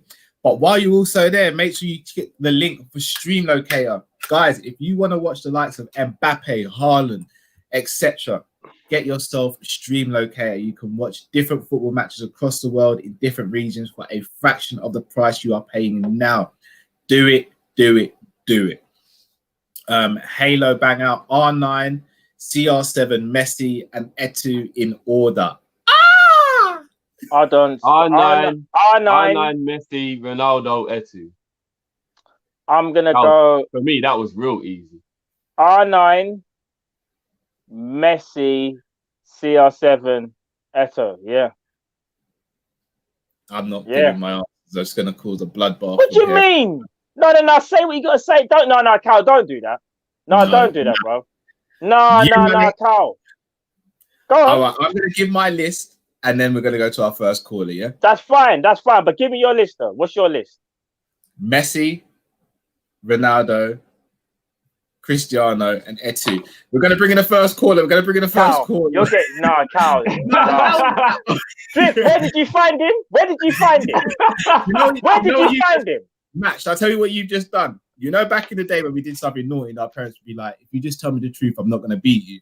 You tell the truth, and then they just reveal the belt. You've just done that. You just revealed the belt. On, but can I just say, you're not putting R9 because you didn't see as much as R9, or you just still think personally Messi for you personally is just that one step up. R9's more talented than Messi, but Messi's done more because he wasn't affected by injuries. Do you know what? That's a fair argument. I agree with what you're saying. Is it a fair argument? You're still getting rushed, though. I'm not going to lie. Me and you are old school. You man are basically saying, you know what, I rate him, I respect him, but yeah, let's just punch him up anyway. Like that's what you got. R9 is the best thing that ever happened to football for me, and I'll never change my opinion on that ever. Bruv, he was the first striker, the first player when you looked at this. But anyway, we won't get into that because obviously the callers are waiting. So my bad. Khalil Hassan, Kane or Mbappe, who's better? Lewandowski or Suarez? Sorry, what did that say? Kane or Mbappe? Yeah, who would we have, Kane or Mbappe? Kane. I'm going Mbappe. I'm going Kane. Kane in Liverpool's team? Done. Yeah, ridiculous. You want to know what? Even though as great as Kane is, I want someone that can also run in behind him. But I know Mbappe, the thing is, Mbappe can't, I don't think Mbappe can do the hold-up play like Kane. I don't think he can. But the difference is with Mbappe is that he's just different and he's going to get better. I kind of feel like Kane will get a bit better, but then that's it, in my opinion. Whereas Mbappe's got more to go. But I could be wrong. Mbappe might not even reach the ceiling that we may think he has. But I personally would go Mbappe. But I would not say no to Kane as well. So I give Kane his props. We need a clinical finisher and creator. Haaland, Grealish fits the bill. Grealish, prem proven, can play left wing, right wing. Haaland's height and pace brings a new dimension. Very true. Very true. Can't argue with that. Facts upon facts there. Facts upon facts. You want to know something, guys? Just quickly, see on that Kane thing. I reckon Kane watched Firmino for the last 2 years. And I genuinely mean this. I think he watched him, realized how well Firmino helps everyone else, but has the greediness in him of being a clinical striker and has become what we wish Firmino was in terms of doing the creating, but also getting in there and scoring goals. And for me, it makes him so complete. It's not even a joke. Harry Kane is levels, Like, bro, he is level. The thing about Kane is, though, bro, be prepared to miss about 2 months of a season as well. Yeah. Remember, that is the unfortunate. Those ankles, bro. By that time, with Kane, the league could already be wrapped up, though, bro. Like, he's saying that. We're talking about Mbappe, you know. No, I hear that, but Kane don't miss in front of goal, bro. I hear that, but Kane's ankle. Put it like this: think about the chances that Mane, Mo, and Bobby have had this season. Drop into Harry Kane. No, Kane buries literally probably all of them. How many points would we on this season? Bro, I hear that, but you're sleeping on Mbappe. I'm not. I rate Mbappe high. I rate him high. I want Mbappe in the summer, but Kane is just, he's different, bro. In front of goal. Them ankles. And different. People treat Liverpool different. When was the last time, like, whenever anyone plays Liverpool, players always going hard on our players, bro. No, you're right. Bro, Kane's ankles would not survive even our training. We'd probably be in the basement talking to the reason I'm trying to ignore the injuries is because I'm thinking about Trent and Robbo crossing the ball in for Kane. I'm thinking about the link-up play with Mane and Salah. I'm thinking about the through balls from Thiago. Bro, even the dinks over the top from Fabinho. Bro, I'm defending on corners. We wouldn't, when Van Dijk comes back and Kane on the near post, Van Dijk on the far post, we'd never concede a corner ever. Bro, Harry Kane would make Liverpool Harry Kane. Don't sleep on Kylian. Don't sleep on Kylian, though, bro. I know Kylian's he's different, bro. No, Kylian is good, but I still think Harry Kane would be way better for us. You know what it is? All jokes aside, if this was Harry Kane, where the trajectory he kept on going up and up, and he has to a degree, but I can't sleep on those ankles, bro. And all jokes aside, every time you kind of get that, your ankle just gets that bit weaker. And by the time he comes to Liverpool, you just kind of worry that, just like, for example, Thiago. I hate to say it, but Thiago's all worldly, but it's like you come Liverpool and it's not even his fault.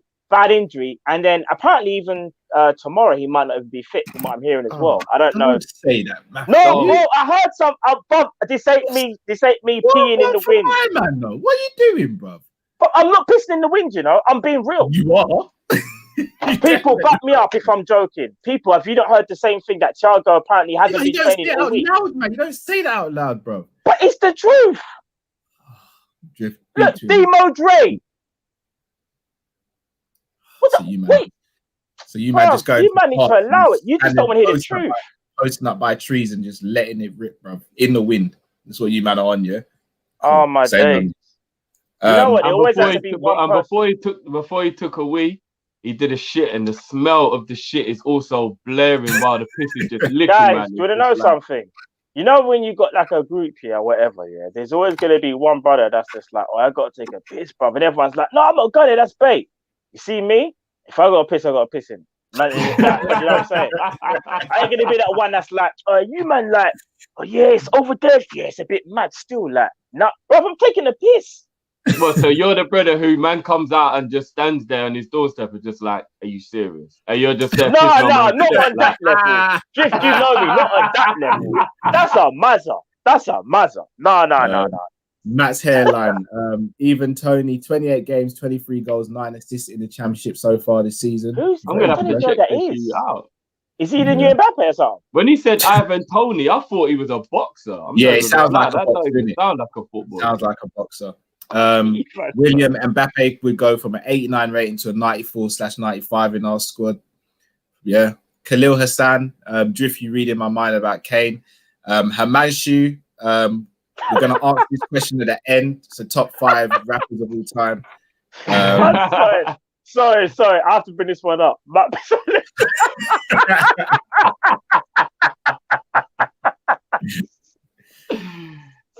All right, let's get the first. That barbecue settings right there.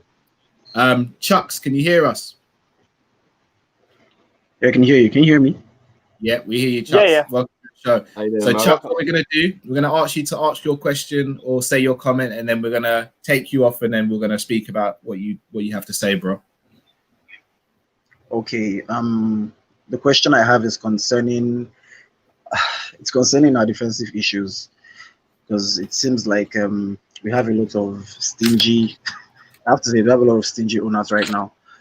But the question I have is, when you look at the 2 signings we brought in, that's Kabak and Davis.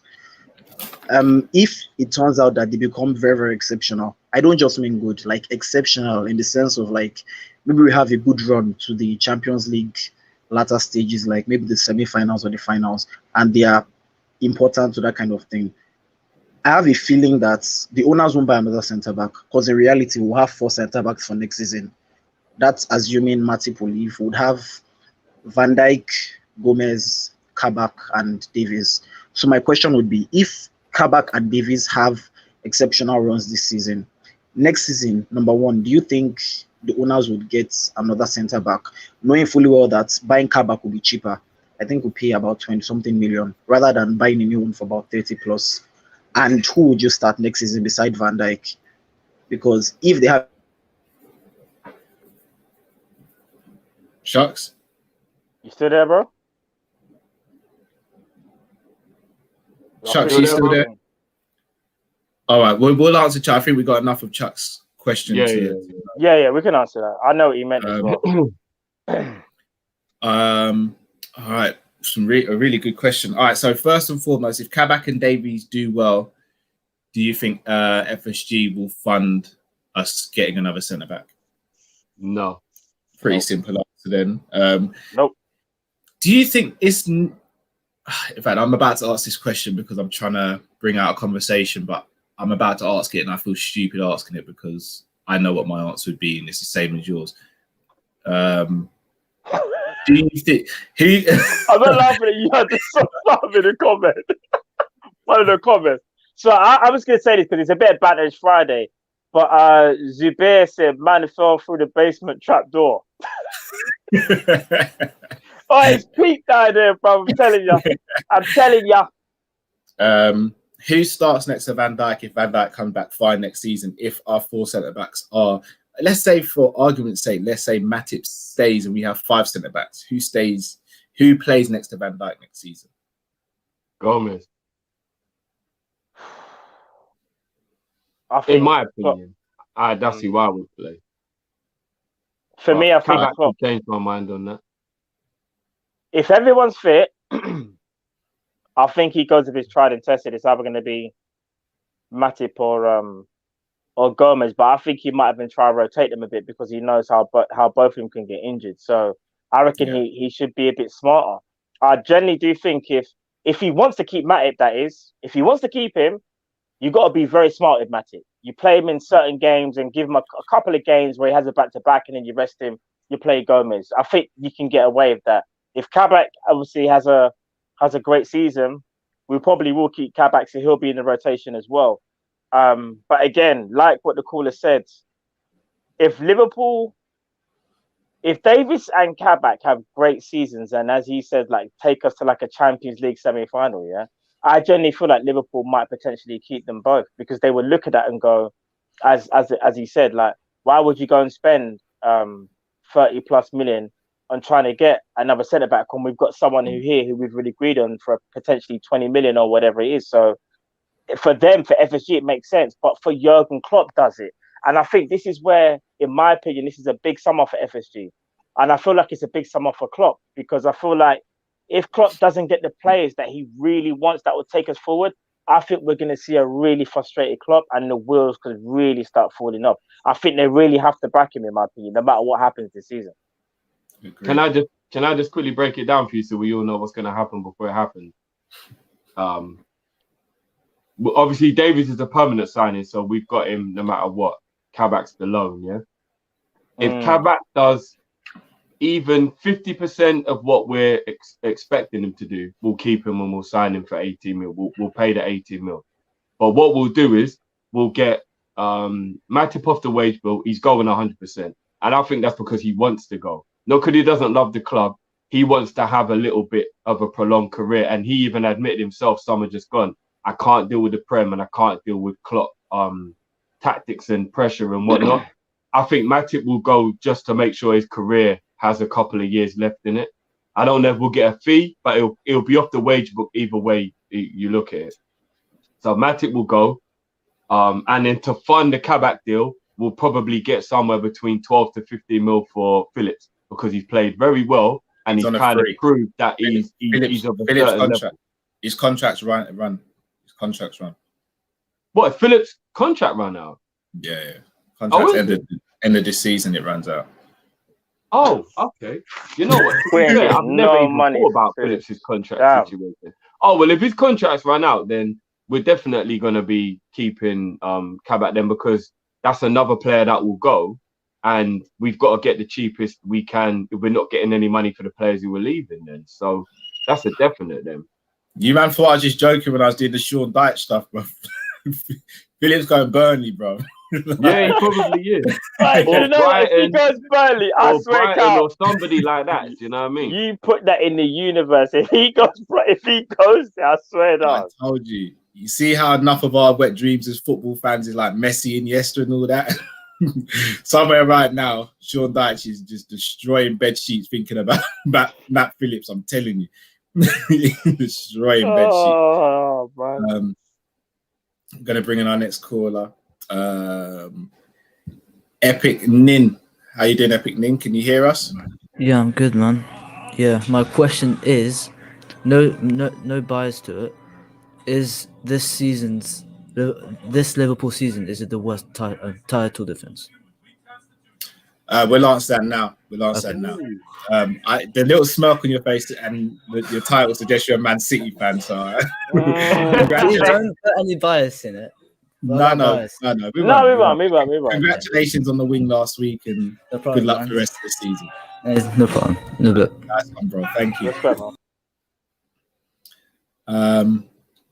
Quite simply, no. I think if you look at the situation where we're fourth and you look at the fact that we were actually top until Christmas, I think a lot has just gone on in a very short space of time and the turnaround has been so rapid. Even myself, I've been caught up in the whirlwind of negativity of just thinking, I can't believe this.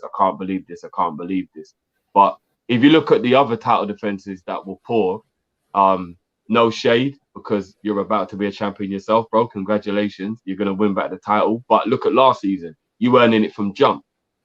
If you look at the Chelsea team that went into anarchy under Mourinho, for whatever the reason being, they was shocking for the entire season. By this time during that season, Mourinho had already been sacked, right? And they were like 10th or something. No, they were like 17th or something. Yeah, Mourinho's going court because of how he treated the physio in that. Like, Mourinho, you know what I'm saying? Madness. Remember Chelsea were rocking up to Croydon Court and all that. And then you've also got the Man United situation where, they might have changed managers and it wasn't Fergie anymore. But when Moyes came in, that season was an absolute disaster from start to finish. So this only looks like a poor title defense because this last month has been a mazza. But you know what? I now take into account not only the injuries, which other manager lost their mum during that? Which other manager had to deal with the whole pandemic situation through that as well? And if we're being honest, all those other managers have owners who back them and give them whatever they want. Our manager doesn't have owners who back him and give him whatever he wants. So there isn't even an excuse for Chelsea and Man City's drop off in what happened to them. There's not. They got all the money in the world. They could have done whatever they wanted. That's their business. You know what I mean? Like, it is what it is. So, this is nowhere near the worst title defense. And, you know what I mean? I'll always back Klopp now, especially after what I found out about his mum. Well said. Guys, going to bring in our next caller. And finally, 2Pixel 2 has come back to Kopish. 2Pixel 2. What's going on? You guys all right? Yeah, what's going on, bro? Long time. Innit? You guys miss me, yeah? Well, yeah, you could say that. You could say that, bro. No. How you been? You been all right, though, yeah? Yeah, bro. I actually, you know what? Just quickly before I say what I came to say, yeah. Someone, I think last week I saw a comment. Someone said that they're worried about Naby because I ain't been around and Naby ain't been around. Matt, don't worry, bro.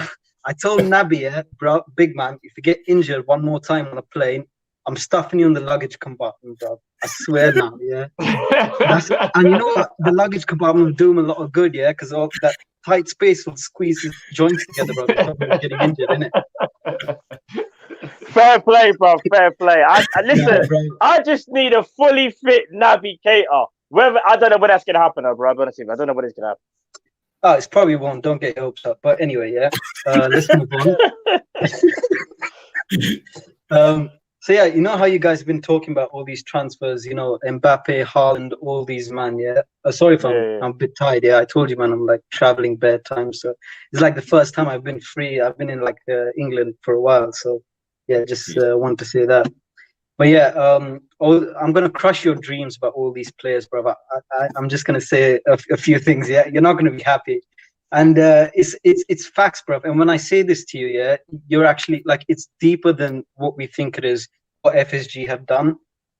Now, FSG's first full season was the 11-12 season, right? So if you take the, so if you take the 11-12 season, 12-13 and 13-14 season, you'll notice that the amount of money we spent on players decreases, and then the amount of money we generated from player sales increases. Then 13-14, what happened? We sold our most valuable asset in Suarez. We sold Suarez. The recruitment was terrible. We bought man like Benteke, Markovic, Balotelli, horrible recruitment, complete flops. Then 14-15, 15-16, 16-17, again, the amount of money we spend on transfers decreases while the amount of money we generate from player sales increases.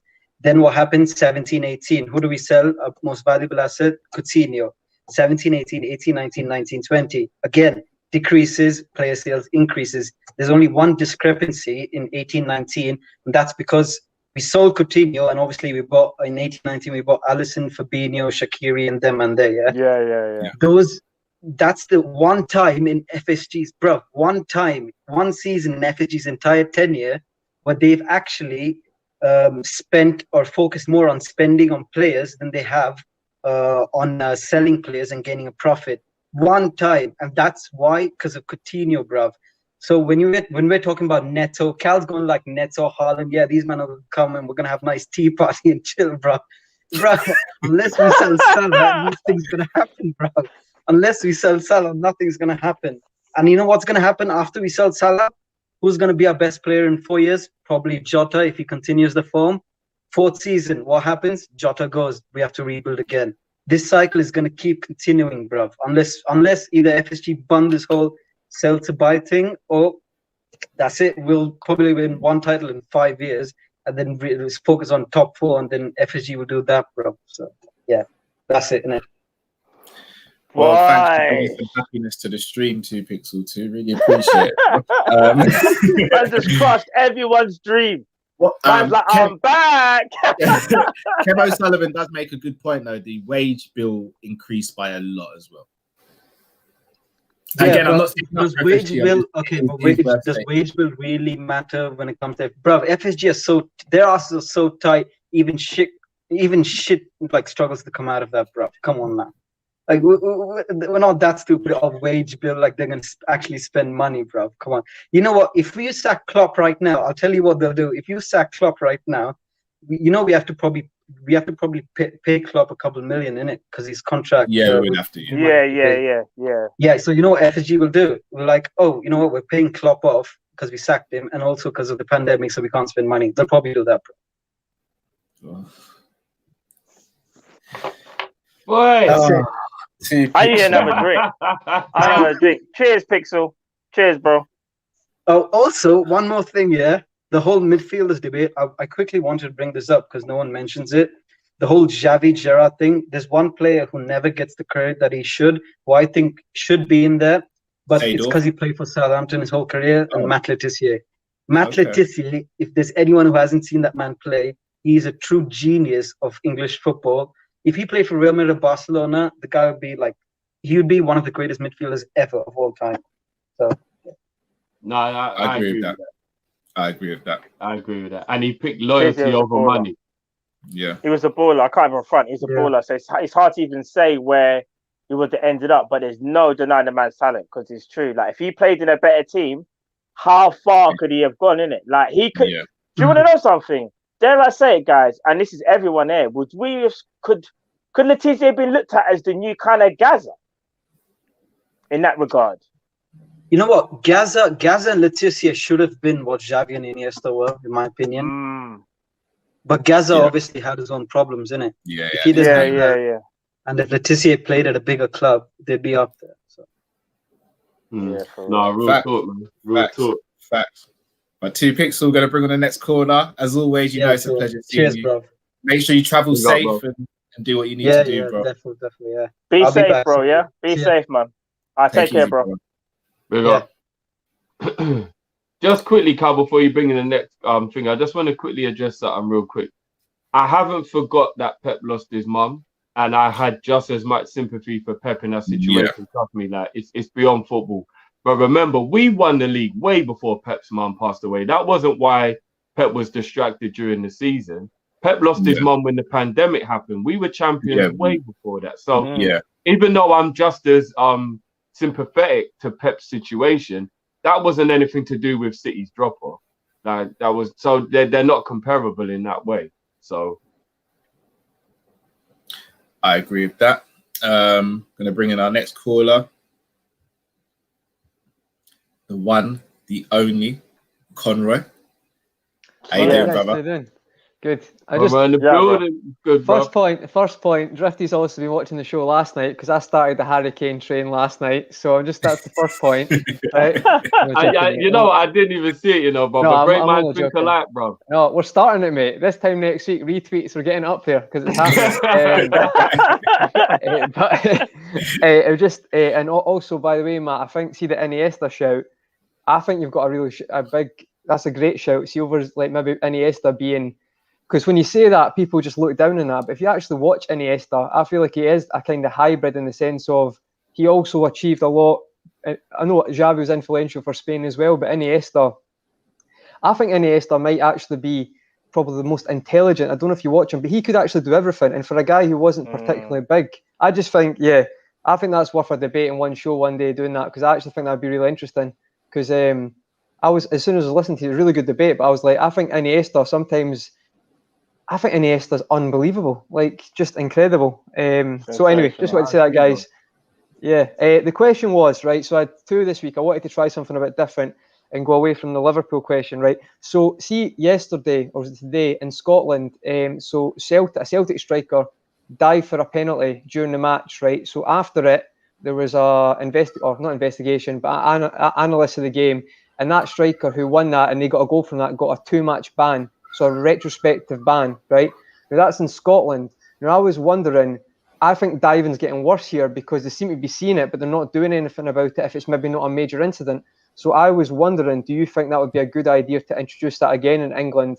So it's a retrospective ban. If it's like a dive that, say, for example, Salah's penalty there, see if that we got a goal because of that, it would, or someone got sent off, they would analyse that and you could get like, say, for example, Salah would get like a 2-match ban from that. That's just the example I'm using. So that was the first question. And secondly, I wanted to ask you, see, in Jurgen Klopp's full tenure as being a manager, he's signed lots of great players. Who do you think is his best signing? I don't necessarily mean, because I know it's easy to say like Salah, but actually if you look at the prices, Salah, it's not most valuable, but Salah's probably one of the higher price ones where you get Lewandowski, who's like 4.3, Hummels, who's like 3.10 or something like that. So it's a good question. So I just thought I'd ask you that, guys, and that was me. Just I thought of them 10 minutes ago, so I'm quite happy the pressure's on. Two good questions again, bro. As always, Conway. As always, you're the man, bro. All right, we'll catch up, bro. See you soon, guys. All right, take care. Enjoy the show. Bro. Take care, guys. Take care. Oh, Conway always coming with the great questions, man. Trust me, some tough ones, you know. I can't even front. The diving one, I definitely do think they should, you know, because I think diving is getting a bit silly, isn't it? Yeah, but do you want to know something? This is where I can't believe I'm even saying this, but you see, like, for example, say we think someone's dived here. So say, for example, okay, maybe some of Salah's ones and even Mane's from last season. There might not have been a lot of contact, but we still feel it's a penalty. And then obviously they look at it, review it, and they go, nice, a dive. And then they get the ban. It's like, how do they kind of, I think it has to be blatant. So, you know, like, because it's so hard to kind of define what a dive and what a dive isn't and what a dive is, in a sense of it's about what do you consider enough contact for the person to go down. And that's why I feel like diving can be a bit subjective, bro, because it's like some of the times people have gone down, you think, no, that's definitely a penalty. So you look at it again and you think, no, do you know what? He might have dived, you know? Like, I think it's hard. I don't know what you lot think. No, you do make a good point. It could open a can of worms, isn't it? Yeah, I think it's got to be an obvious dive. If it's an obvious dive, then I think, ban. But yeah, it's got to be like concrete, like, you know, like there and then, maybe. The problem is, though, so let me paint a scenario, because this is where, even though a retrospective ban makes sense, this is why it will never be fair, though, because, let's say, for example, Liverpool and City are level on points, yeah? Liverpool play Tottenham. Let's say Kane dives, wins a penalty, and Liverpool lose the game 1-0 because of that penalty. Let's say Kane gets a 2-match ban, but within those 2 matches, one of the games is against City, and City go and pump Tottenham because Kane's not there. The retrospective ban kind of means nothing. So it's like, for me, it has to be something that's dealt with there and then. Yeah. Like the retrospective ban, I get, but it has to be dealt with there and then because it's impossible. It's impossible. That's what I say, there and then. Because you look at some of the things that happened last season, for example. And again, everyone was talking about Jordan Pickford getting a retrospective ban after the game against us when he took out Virgil, or Richarlison getting a longer ban. That wouldn't have brought back Van Dijk or Thiago any sooner from injury. It's true. Whereas if obviously Richarlison did get sent off, but if Pickford had got sent off in that game, then we could have won that game potentially, in my opinion, and then had a few more wins that would have been wins because the momentum's there, and it just changes the dynamic. You look at a team like Sheffield United. Sheffield United haven't recovered from last season when Villa when they drew that game with Villa when they should have had a goal, which wasn't given. They haven't recovered to this day. And like they were in Champions League places and then fell completely out of Europe. Now they're bottom of the league. So the retrospective, I get it. you need to punish someone, but it's like you need to like at the end of the day, referees just need to be better right now in the game. In England, they just need to be better, and VAR needs to be better. Well, the point is, Carl, with VAR, we should be sorting it out right now. We should be sorting it out right now. There should be no point where we're waiting for. Yeah, it should just be sorted out right there and then. VAR just need the people in VAR need to be better. Yeah, I think it's got to be there and then, as you say, Carl. I don't think we can look back after the game and review it or something like that. I think it's got to be like, say someone blatantly dives, a blatant dive. You kind of know you've got to face that 2-game ban. You just know in it. You just know rather than. But like Carl said though, Matt, imagine if Man City was the next game, and we're in a title race. But then Liverpool are getting double punished, so we lose the game from the dive, and then City get an easy game against Tottenham in the next game. But there's nothing that like, it's like a double punishment, bro. Yeah, I know, but again, we can only focus on. The only thing you could potentially do is, let's say, for example, it was a goal that won the game from a dive. You chalk off that goal and make it a draw, for example. But even then, so many arguments could be thrown around and be like, well, if the game was 0-0, they would have continued attacking. And so, but yeah, it's just, I don't know how you fix it.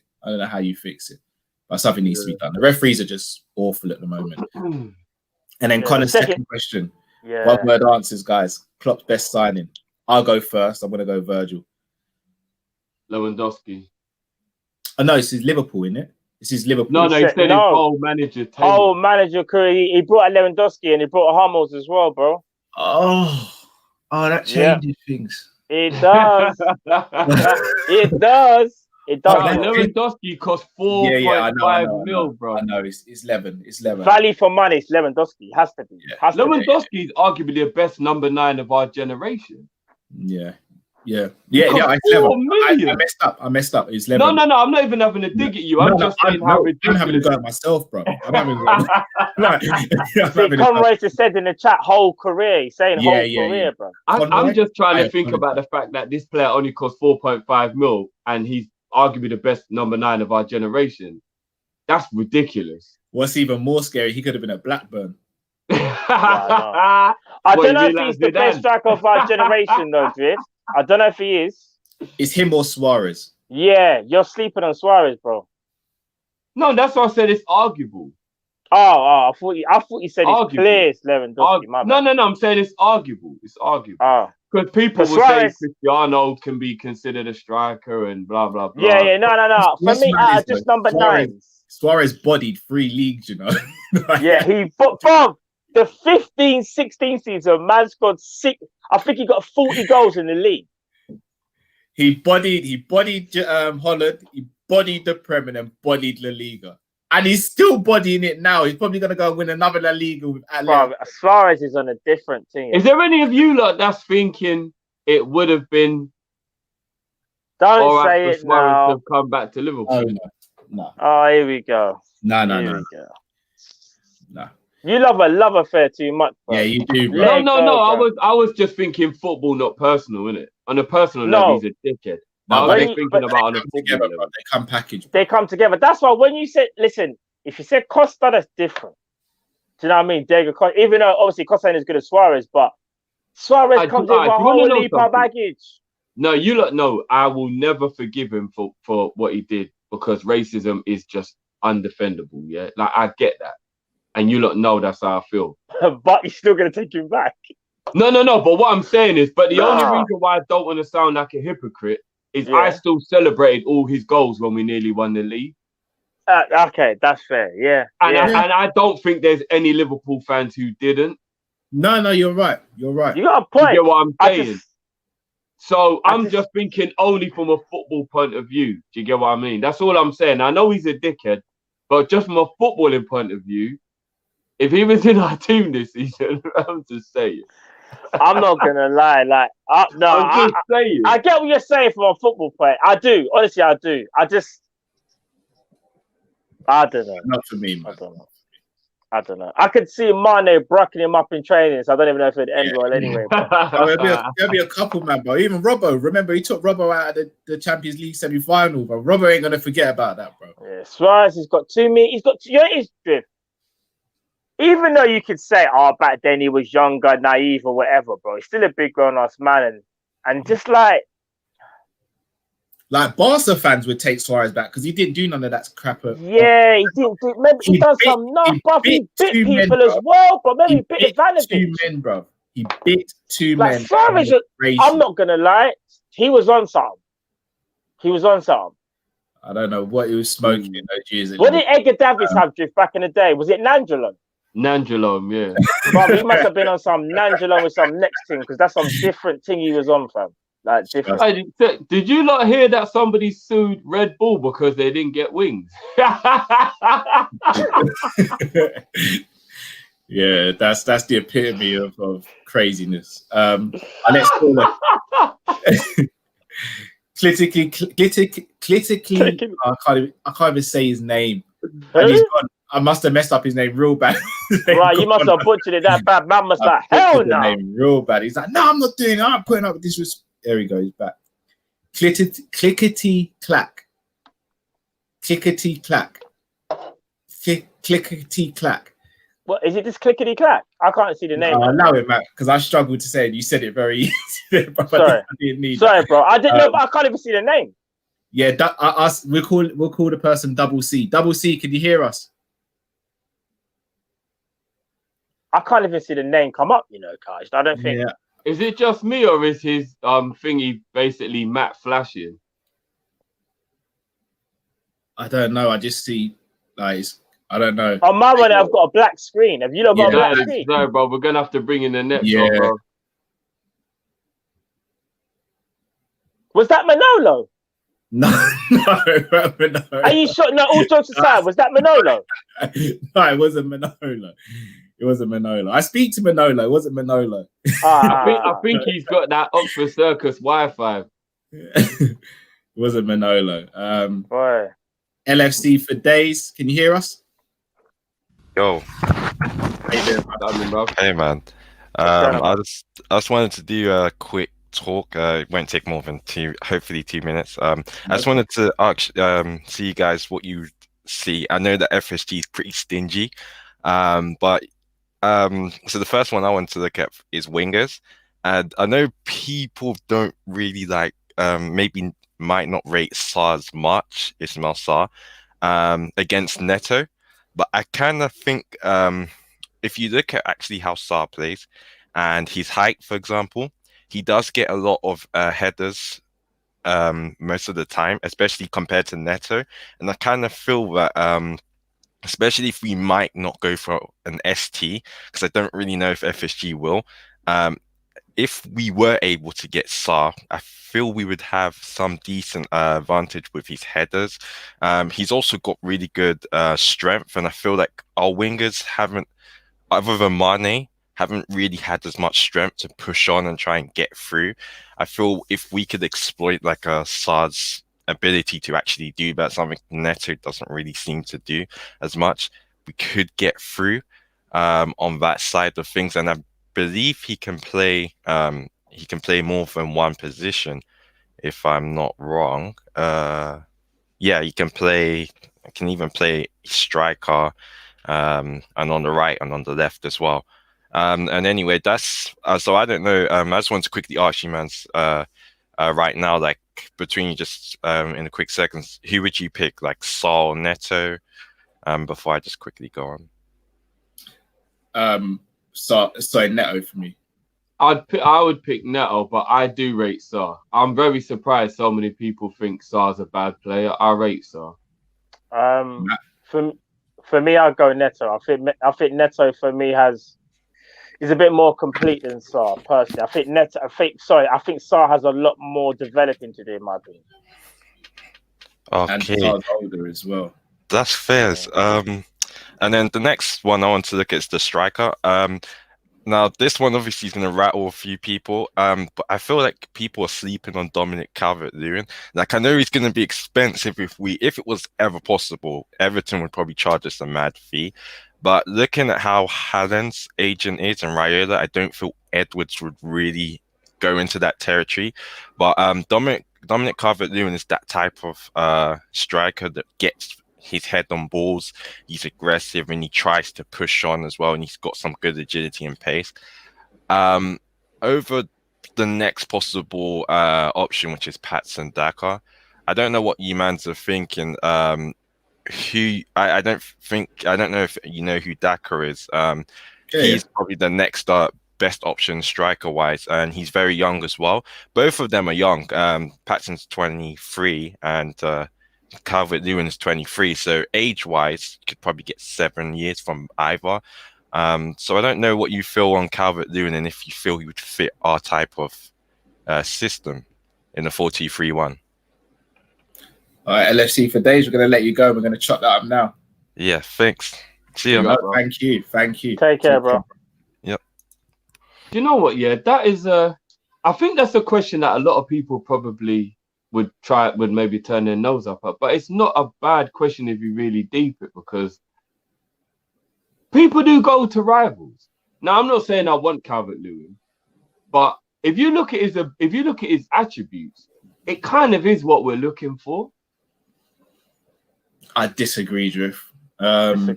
Disagree. But I'll tell you why I disagree. I'll let you go first. How you go, sir? Yeah, I think for a start, Everton would never sell him to us, and we'd never pay the money that would be needed to even open that conversation. Yeah. That's a fact. I think Calvert-Lewin is a purple patch player at best. I think he has periods where he scores a good amount of goals and then he goes extremely quiet. I think he's pretty one-dimensional as well. He holds up the ball well. He wins headers well. But in terms of holding up the ball for our players to get involved and then passing the ball on, or his overall play, his footwork, goal scoring with his actual feet as well, I think he's lacking, in my opinion, for what we need to take us to the next level. Yeah, for me, I think Dominic Calvert-Lewin is good for Everton. That's no disrespect to Everton when I say this, but I think for me personally, we need a striker that's going to take us at the next level, or at least be of a level that we expect. Cal thinks summed it up best. He's not the best technically gifted striker. He's athletic, and I think what it is, his athleticism is very useful into the way how Everton play. But believe it or not, I'm probably going to get bare hate for this, but I actually think Richarlison's actually a better player than Dominic Calvert-Lewin. I don't like him. I'm not saying I'm just saying I think Richarlison, out of the two strikers that they have, I think Richarlison's actually the better player out of the two. But I think they play more to Calvert-Lewin's strengths.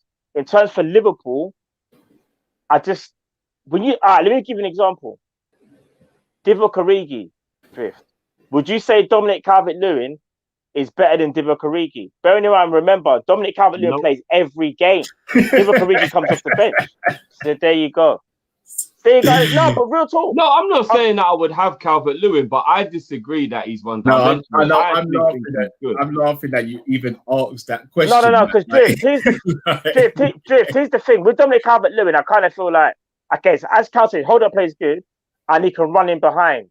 But bro, when there's things like a low block and you've got to use your footballing IQ, and everyone has footballing IQ, but there's different levels. For example, Firmino's footballing IQ, in my opinion, is better than Dominic Calvert-Lewin's. I feel like he's got a better touch, and not even that. When he looked for that through ball, I think I'm going to trust Firmino more than I will Dominic Calvert-Lewin. Dominic Calvert-Lewin, for me, works very well in a counter-attack, if you want to play that certain way. But I think we've kind of gone away from that style of football. We play more possession-based, so that striker has to be able to do everything. And in my opinion, I don't think Calvert-Lewin can do everything. I disagree, bro. I think he's a good striker for the low block. Because when we're spamming these crosses in the box, Calvert-Lewin will get on the end of a lot of them. No, but that will become one-dimensional, Drift. Do you know that, right? If we was to ever I'm not saying I want Calvert-Lewin. But I'm just giving you an argument as to why, what would happen. Do you know what? We're doing it anyway, bro. So but if we was to get Dominic Calvert-Lewin, we would never not cross the ball. It would literally be, we're just spamming. See how we're spamming crosses now, as we say? We would never not see we would see endless spamming until Dominic Calvert-Lewin doesn't play. So I think he would score a bag of goals from it, though. Bruv, when it doesn't happen, trust me, bruv, you don't want to see it. Dominic Calvert-Lewin I don't want him. I don't want him, but I think I do think he's a much better player than he gets credit for. Bruv, he's a decent striker, but Drift, for Everton, he's a very good striker. We are Liverpool. We just won. Yeah. He's not going to take us League. to the next level or anything. Yeah, Would you even debate it? No, real talk. Let's say you play for Besiktas. Would you consider it? Forget the Everton. Would you actually consider taking a striker? Would you consider if he taking didn't play for Everton, I would have a lot more positivity towards him than I do now. Yeah, I would. No, not for me, you know. But again, I don't think he takes us to the next level or anything like that. But I think he's a bit underrated. I think he's overrated personally. Same. The fact that he's young is probably a lot to do with the inconsistency he's had up until this point. He is young, so I'm just saying. Next caller, why John? Why John in the building? How you doing, bro? Yeah, I'm all good. I don't know. I just wanted to quickly before my two questions. I just wanted to quickly chime in on the Xavi and Gerrard debate. I can't lie. I don't know if you guys remember the assist Gerrard played for Reese back in the day when Reese scored against Arsenal. Yeah, we drew 1-1 outside of the foot. Outside of the foot. Passed it to him, yeah. Crazy assist. Yeah. Like people like stuff like that. Gerrard cannot be slept on because he can pull that out of the locker. Like he did the same thing against Fulham when he played the through ball for Sturridge. Yeah. To equalise. But I'll do you one better, bro. That pass he did to Michael Owen against Newcastle. Yeah, from the right wing, Michael Owen's last. Yeah, but Gerrard got the thing. But if you ask me, I think Xavi, he's just above Gerrard, but it's never by a landslide in my opinion. Not by never. Never. But yeah, I wanted to ask you. Look, first question is, are you, as Liverpool fans, do you kick yourself for us lot not going in for Bruno? Because I feel like the form he's in, I feel like if he came into our team, I think it would be different gravy, in my opinion. And then second question is, do you think we in the summer we should actually go in for Harry Kane? Because I saw a video this morning of him talking to Thierry Henry, saying how he wants to, like, obviously if he hasn't won a trophy in 3 years' time, he'd be flat out disappointed. I feel like Harry Kane, he has the winner's mentality. He does want to win trophies. I think if he comes to Liverpool, I think me personally, I think he's guaranteed trophies. But obviously, what's your thoughts on like the Harry Kane thing?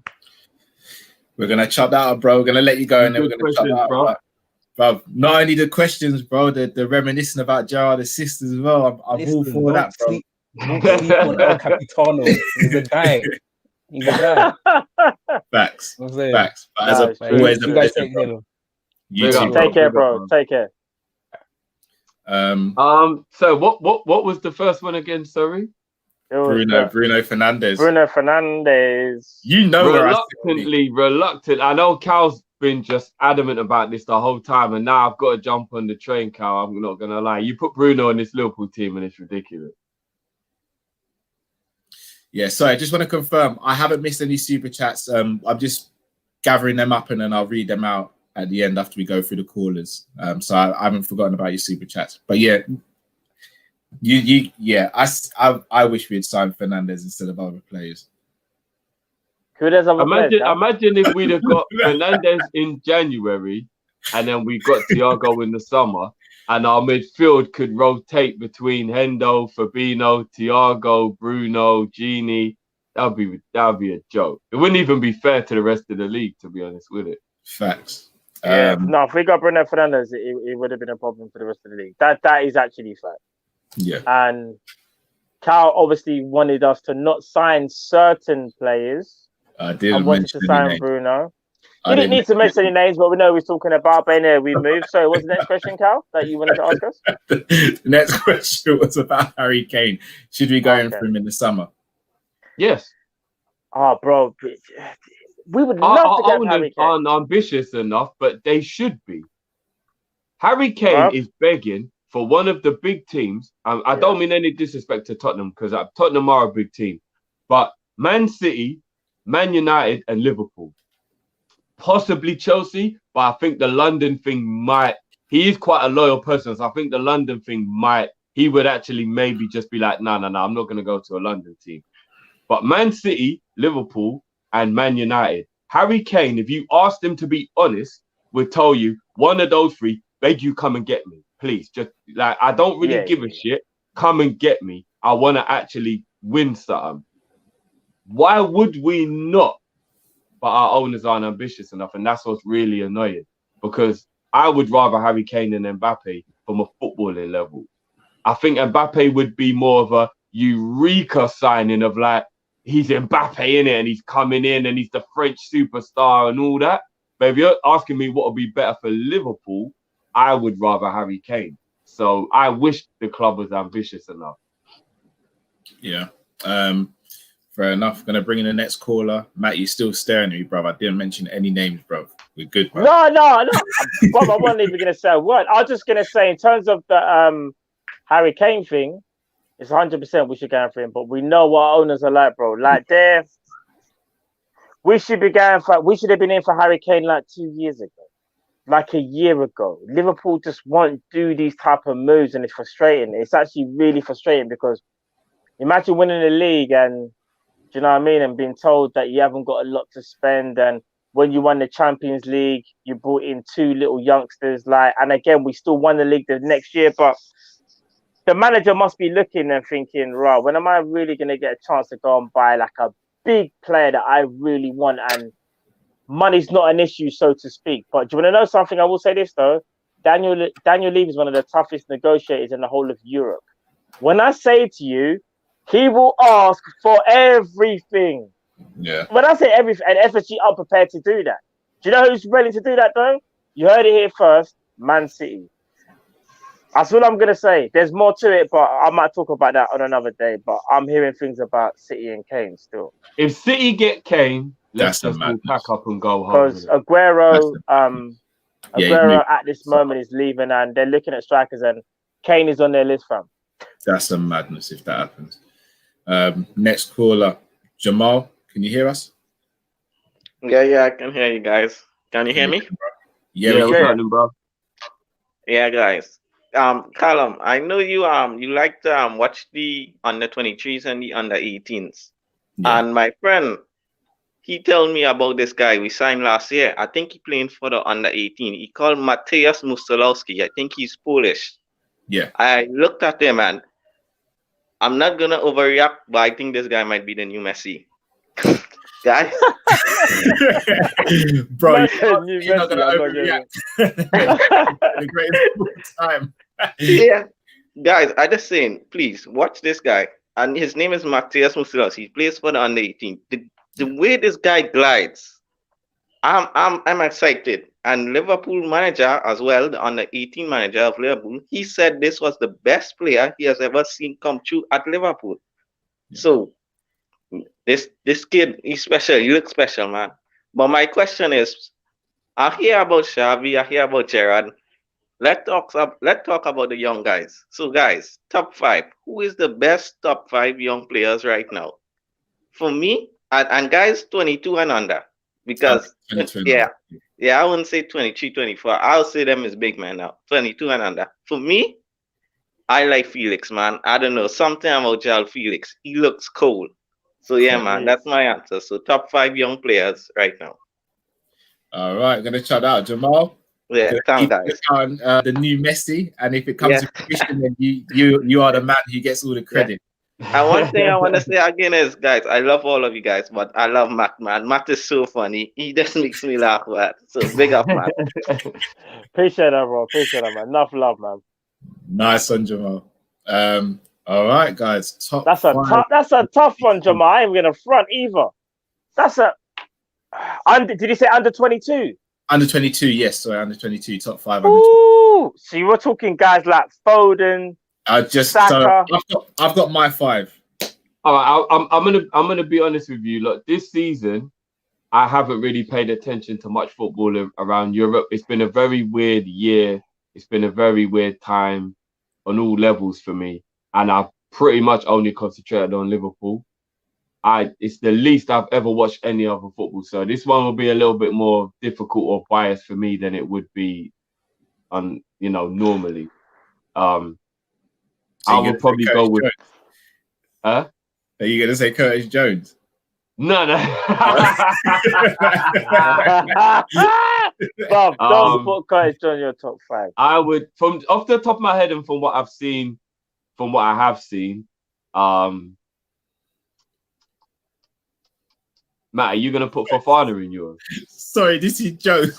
Stop cheating! Don't listen. Someone put What? Zlatan in. That's what it Reborn. Shout out to Reborn. Danny. It's like Pro Evo, man's gone round and come back again. Bro, full circle, bro. Yeah, so are you gonna put Fofana in yours, Matt? I don't know. Right, do you want me to go first? Yeah, go on. Here's mine. In no order, by the way. This is just 5. Yeah. No order. Alright, Foden. Yeah. Mbappe's under 22, isn't it? Yeah. I think he is 22, Yeah, so Foden, Mbappe, Ansu Fati.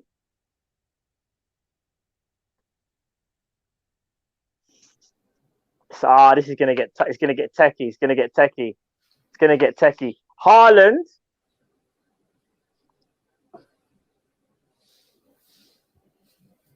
And probably Fofana still. Do you know how I missed off though? That I can't believe I missed him off. Davis, the left back from Bayern. He deserves to be in there, but I'm only putting one defender in there. For me, it's Fofana. And maybe it's because, do you know what it is?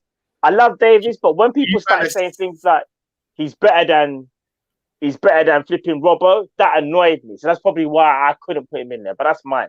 So Foden, Mbappe, Haaland, Fofana, and Ansu Fati. All right, Drift. You mind if I go next? Yeah, go. It's tough though. Trent. I forgot about Trent. Nah, you're cheating. I'm not using Liverpool players. I'm not. You didn't mention Trent, no. You can't use Liverpool players. That's cheating, bro. We got to come out that bubble. We got to come out that Liverpool bubble. But he's not in a bubble, but he's the best in the world in this position, bro. Nah, I'm not having Trent. I'm not. No, because that's easy to say Trent, though. Because he's the best, bro. No, but all right, I was trying to do mine not based on any Liverpool. Like, I was trying to get my Liverpool hat out of it. I just wanted to go outside of Liverpool. But for the put him in there, that's cool. That's fine. He deserves to be in anyway. All right, for me, it's Trent, Mbappe, Haaland. Yeah. Then I'm going Foden. Yep. In fact, no, I'm not going Foden. It's going to wind drift you up. Over Foden, I'm going Sancho. Yep, I'm going Sancho over Foden. So those are my 4, and then Felix is my 5th. Cal, I actually agree with you. Sancho's better than Foden. Khalil Hassan, Mbappe, Trent, Sancho, Davies, and Haaland. Foden's balled out in the last few months. Don't get me wrong, but Sancho been balling out for. See, that's what I would say. It's not just a lot. I would say Foden goes back from last season. If you deep, Foden's good. Foden's good, but I think at the moment he's a fashion footballer, bro. I definitely believe he's a super talented player. No. But Cal's right. Because he's balled out recently, he's fresh in the memory. He's not better than Sancho. He's not better. Football fashion is see, in my opinion, football fashion is literally that would be Jadon Sancho. The only reason, and again, Sancho just only had a really bad season because of he didn't get his move. Yeah, in my opinion, that's why he kind of fallen off a little bit. But we say he's having a bad season. His stats aren't bad this season at all. He's actually played. No, but to his standards, but. Nah, bro, I have to disagree. Foden, bro, if you've watched Foden from like even before when he was in the Man City reserves, when I first heard about Foden, I was like, who's this brother that everyone's talking about? But when I saw him in the reserves, and then I was like, oh, Man City don't want to sell him. They don't want to loan him out. That's kind of odd. Like, right, he's talented, but is he that good? Bro, whenever he's come off for Man City, even from 2 years ago, I was like, there's something about this guy, you know? He's bro, in my opinion, he ain't a football fashion. In my opinion, he's not, bro. He's not. Oh my goodness, Ian McSherry. Oh my goodness, look who I've left out. Yeah, I know, Cal. So here's mine. Can he sit on that list though? That's the thing. Here's mine. All right, not yet. For me, I think he's better than Sancho, but Sancho's done more up until this point. You think Neto's better than Sancho? He is better than Sancho. All right, here's mine, and then we can move on. And you I'm gonna say Ansu. I'm gonna say Fatty, Trent, Haaland, Mbappe, Neto. All right, let's move on to the next caller. Let's get the next caller. Let's get the next caller. Our resident. Listen, I'm coming for the smoke for you, man, today. How you even sack her out of that? How you man even sack her out of that? Nah, stop that. Come on, bro. Stop that. Bro. Top 5 in the world. You don't believe that. Listen, you don't believe that, bro. Listen, you don't believe I'm shouting out nerd beats because we were just talking about this. You man need to stop this Arsenal agenda every week. Nerd was probably winding you up, bro. No, nerd beats, shout him out, man. You man need to stop the Arsenal hating every week. You know what? I was gonna come and talk to you because do you genuinely believe that Saka would make that top 5 of Let me just say one thing to you three. You lot were just talking about how Gerrard was this guy and this and the best and all of this, and he was in a crap team for the last 10 years. Saka's been in the crap team for the last 2 years and been the best player. So you can't. It's all these caveats that you lot try and bring because it's Gerrard and Liverpool players. You can't be real. Let me ask you a question. For the last 2 seasons has been balling out non-top, and he's even been better than Foden. I mean, come on, man. You lot, come on. I think he has to do more than Foden. Yeah. He has to do more because he hasn't got a lot around him, though, bro. Let's be real. Okay, look, yeah, you're right. So even if you're going off that, then surely he needs to be above Foden at least because Foden's not been. You know what? If you talk about park life, Foden's bloody captain. He's been in the park for time. Oh, you know what? I'll agree with you that Saka's had a better season than Foden. I would agree with that. Here's the thing. Lee, I get the whole Saka thing. I do because Saka's been performing exceptionally well. Bro, he has. And there's no reason as to why no one should have him not on his list, yeah? But, bro, the reason I'm saying Foden is this because imagine this year, Man City have got so many talented players. And if you look on the pitch, he's the one that actually stands out. You can say the same thing for Saka as well.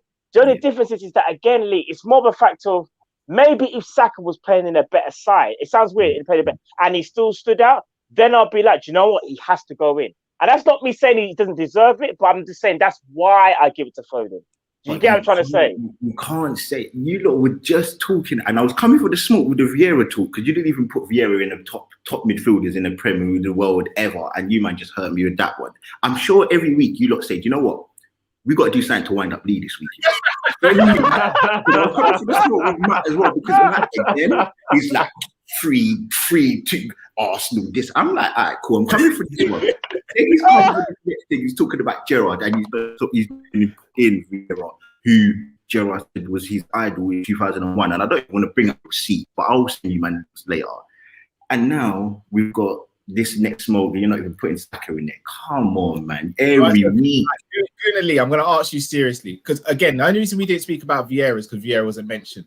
Everyone knows I think Vieira is the second best Premier League midfielder to play in the league. All right. Someone else don't think that though. I'm not going to say no names, and it won't mean. So I guess you can do the maths. Is Saka better than Trent? No. Thank you. Is he better than Mbappe? João Felix. Mbappe, no, of course not. Is he better than Haaland? No. Is he better than Sancho? Answer honestly. Honestly, it's not even a bias thing. I would say yes. You know what? Let me say one thing as well. The versatility, he can play number 10, Saka. He can play right wing. He can play left wing. He can play those three. He can play left wing, left back as well, or left wing back or whatever you want to call it. And he's never, ever let the team down, ever. And he's the most important player in the team at the age of 19. And he's played God how many goals. Sancho, even I think Drifty said it as well, and he's obviously got his agenda against him for the last 7-8 months. No, I'm actually on his side. I actually agree. For the last 7-8 months, he went off the boil, obviously this whole Man United talk, and then obviously there was all this talk about Sancho not performing and maybe contracts, and he wanted to go to Man United and or Liverpool. So even that, like, so I think all of this sort of is the here and the now. But even again, for the last couple of games, I know, again, caveat, obviously, they were playing some crap teams, but Saka was playing in the England team above, I'm saying, in front of Sancho. Yeah, but Gareth Southgate does some madness, so we can't. Okay, yeah, no, either way. He does some mad stuff. So Sancho's stats this season, he's got 10 goal assists. Sorry, 10 goal assists in 18 games. Okay. Saka's got 7 in 20. Okay, all right. Now, again, let me just say one thing. What's a harder league? He is playing against Schalke. He is playing against Augsburg. He is playing against not Paderborn. He's playing against some whack. Agreed. But what my argument is to that is everyone's saying Sancho's been rubbish or hasn't been up to his level, but he's still outperforming other players who are being spoken about as being phenomenal. I mean, yeah, but I mean, you know what? I get your points, but it's a lot of bias there, man, because Saka has been unreal. Like you can't say that Gerrard is this and that. He's the leader and he's been the best player for Liverpool over the last 10 years because of the leadership and all these different things, and he's playing a crap team. And then when it comes to Saka, you remove all of that and you're saying, that. And I'm not saying you lot have an agenda against us. Obviously, I love the banter in it, but it's more, it's one rule for Liverpool players, one rule for that's what it looks like. That's what it looks like. I hear where you're coming from with that. What I will say to that though is Saka hasn't really had a long career yet. Remember, Gerrard, even when Gerrard was Saka's age, Gerrard was doing a madness. Remember, Gerrard was bossing the midfield against Germany for England in Munich. Okay, yeah, all right. So it's not just a case of the reason why we spoke about Gerrard in that light is because players are saying, people are saying that Modric, Lampard, Scholes, all these players are clear because they've won more trophies.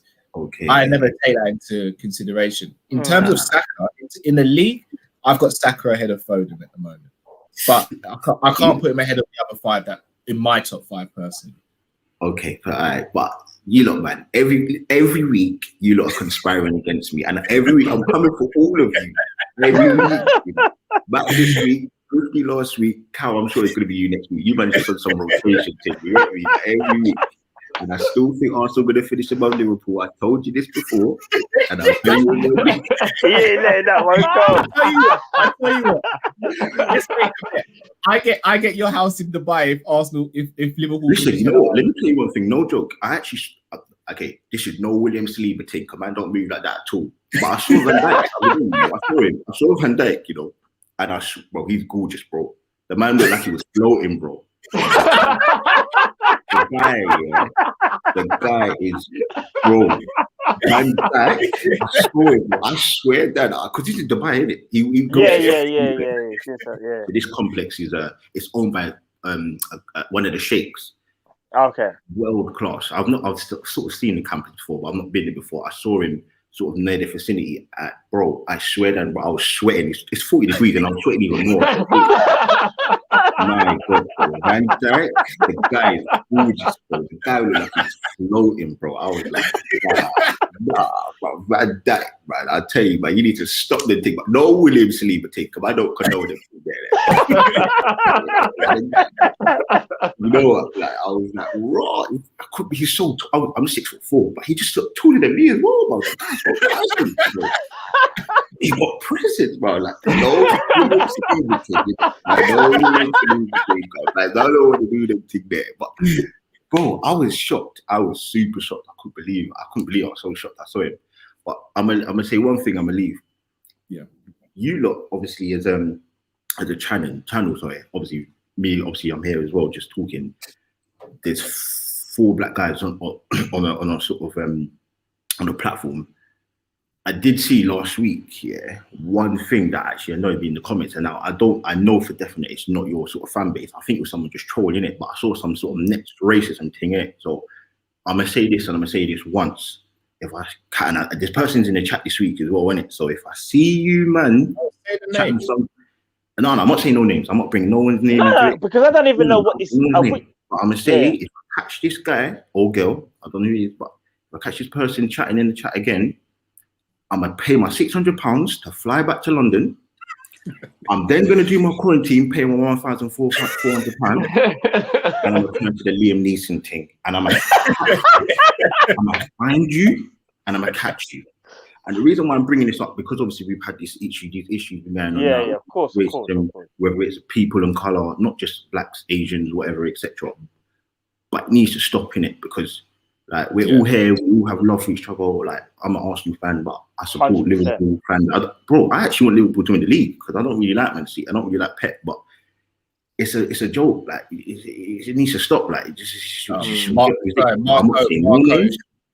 Marco, who's one of the moderators, said that he's been blocked. Okay. So, but I did see it last week, and I saw them here again. So I'm literally onto certain people. It's never ever seen. I've never seen it before.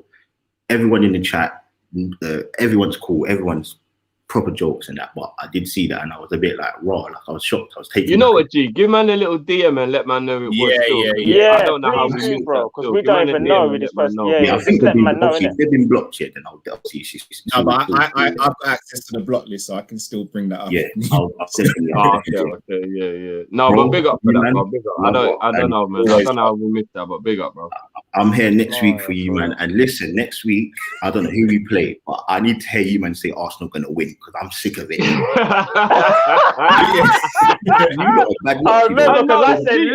I said Leeds going to win last week, remember? No, you did, and I think you're the bad luck. I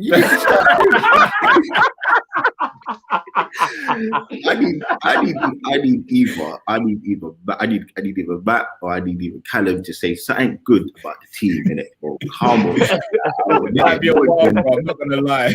It might be a while. You man stole Oxley. You man stole all my glory, man. You man.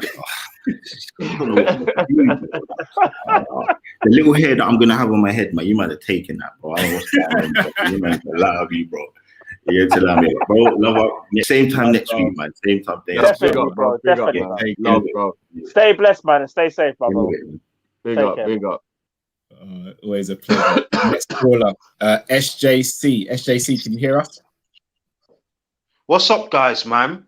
Big up yourself, your content, man. Big up yourself, man. You, bro. Big up, bro. Big up, man. Big up yourself. Right. I just want to ask you guys this, right? What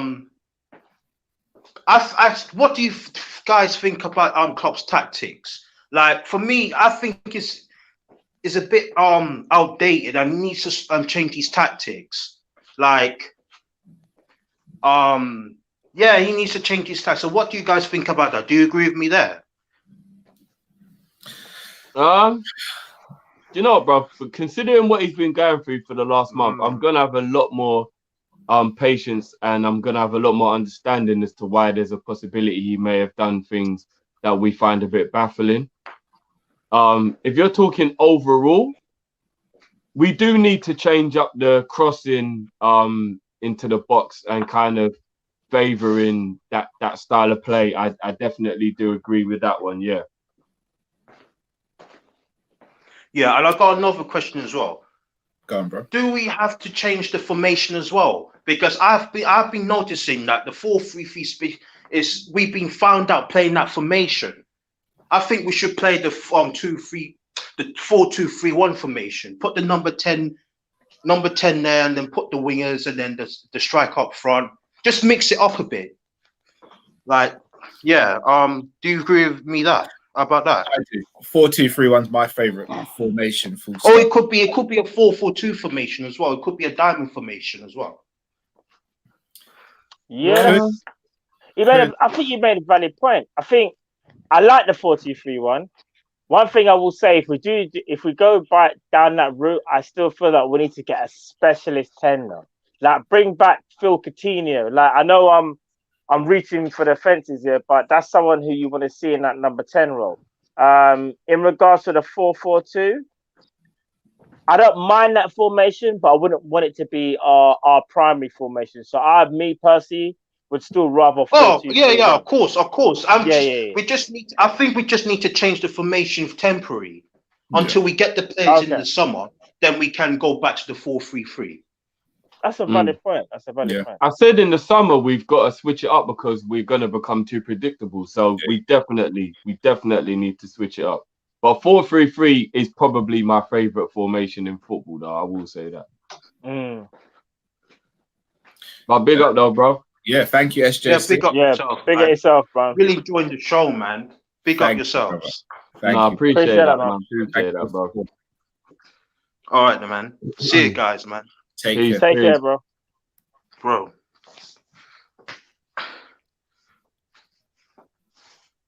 All right, I'm gonna get through some of these super chats just before we bring in our next caller, just so they don't pile up too much. Let me get going. So, basement security guard has asked. We said we have StreamLocator in the basement. Basically, just again showing how reliable the device is. So, guys, if you if you do watch the football, UFC, boxing, and much more, get yourself StreamLocator. Get yourself on the website. Click the link in the description. Find out more and enjoy the world of TV and much more. Just on the StreamLocator, guys, just imagine you make one payment and then you enjoy it for the rest of the year. You ain't got to worry about monthly bills. You ain't got to worry about what you're going to do this month, next month. You just make one payment. That's around this. It's actually probably less than an English monthly payment. And then you're good for the year, guys. Like, real talk, we're using it ourselves. It's the shit. Hit the link in the description. Couldn't have said it any better myself. Musa LSE21. Not gonna lie, we brought Fab, Ox, Shaq, Naby, and we're gonna buy Virgil too, but messed it up before we even thought about selling Coutinho. Didn't we say no? So the whole Virgil, like, I think Coutinho was gonna go anyway. So even if we'd signed Virgil in the summer and Coutinho had stayed until January of that season, effectively we were still going to sell him and use that money to reinvest. So I think it was going to happen. Carl, you know, I think it would probably be Alisson and Fabinho wouldn't have been signed. I think we would have got Van Dijk and Coutinho maybe could have stayed, but we wouldn't have fixed the goalkeeper problem. I think Coutinho wanted out. But if Coutinho didn't want out, do you not think they would have still got Klopp Van Dijk? No. Oh, if they would have got Van Dijk, there would have been no Ali. I think we would have been lucky to get one. Definitely not two. Sell someone. And if you can't get two, that means the circle's not complete. Yeah. I think Fabinho and Alisson are the two that wouldn't have come, to be honest. Even still. But again, it's like for Coutinho had to go for these signings to happen, which is mad because as in hindsight, we will look at it and go, we won a Champions League, won a Premier League, but we would still obviously all rather Philippe Coutinho was still here with us even right now. Yeah. Do you know what I mean? So another super chat. By the way, in terms of wage bill, in 18-19, we sold players worth around 45 mil and only brought players worth 4 mil. That freed up the wage bill as well. Very true. The Kane train is happening. I can't remember who that was from. But yes, I'm on the Kane train, but I just was it Conroy? Get that trending right now, man. Is it Conroy? Don't think if it was Conroy messaged me and I'll make sure you get the credit for that. Mr. Krusty Krabs, FSG, my boy Edwards will have Levy like Khabib had McGregor.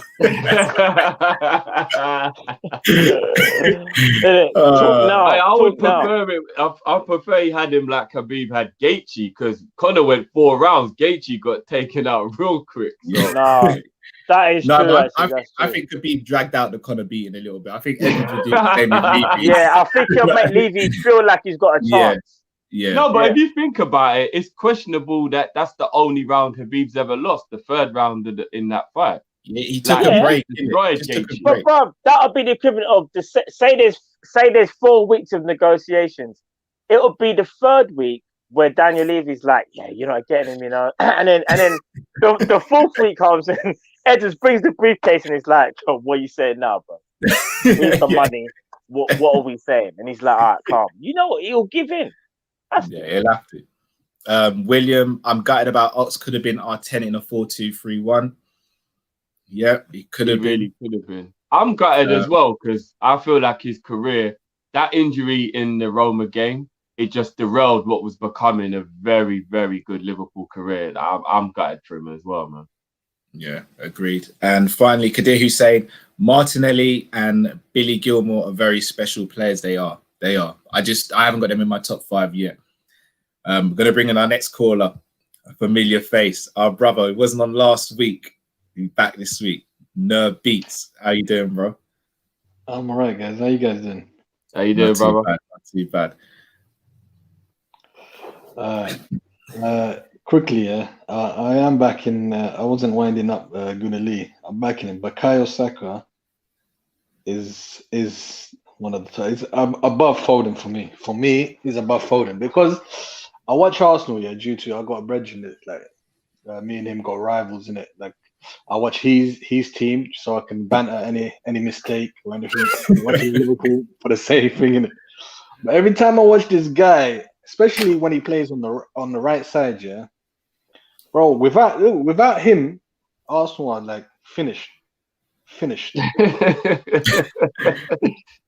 No, I agree. He's having a better season than Foden. I do agree with that. Yeah. So it wasn't a wind up, but if you say so. So I was gonna ask you like the opinion, yeah, because I think you know how we're saying that Klopp and Liverpool are not evolving, or we're seeing like a little bit of predictability from our play, especially down the wings. I think that the ultimate or the mastermind goal for Klopp and what's my man, the assistant called? Pep. Pep Linders.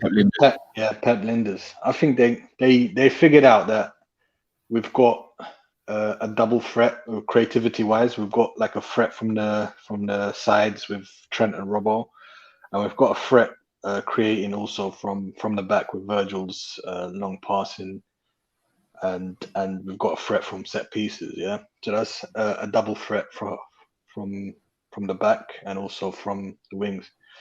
What we were missing is creativity from central areas. And I know I did a super chat sometime this week, I think, and you guys said that we've got creativity we've got like goals from midfield in Henderson and Fabinho that can create.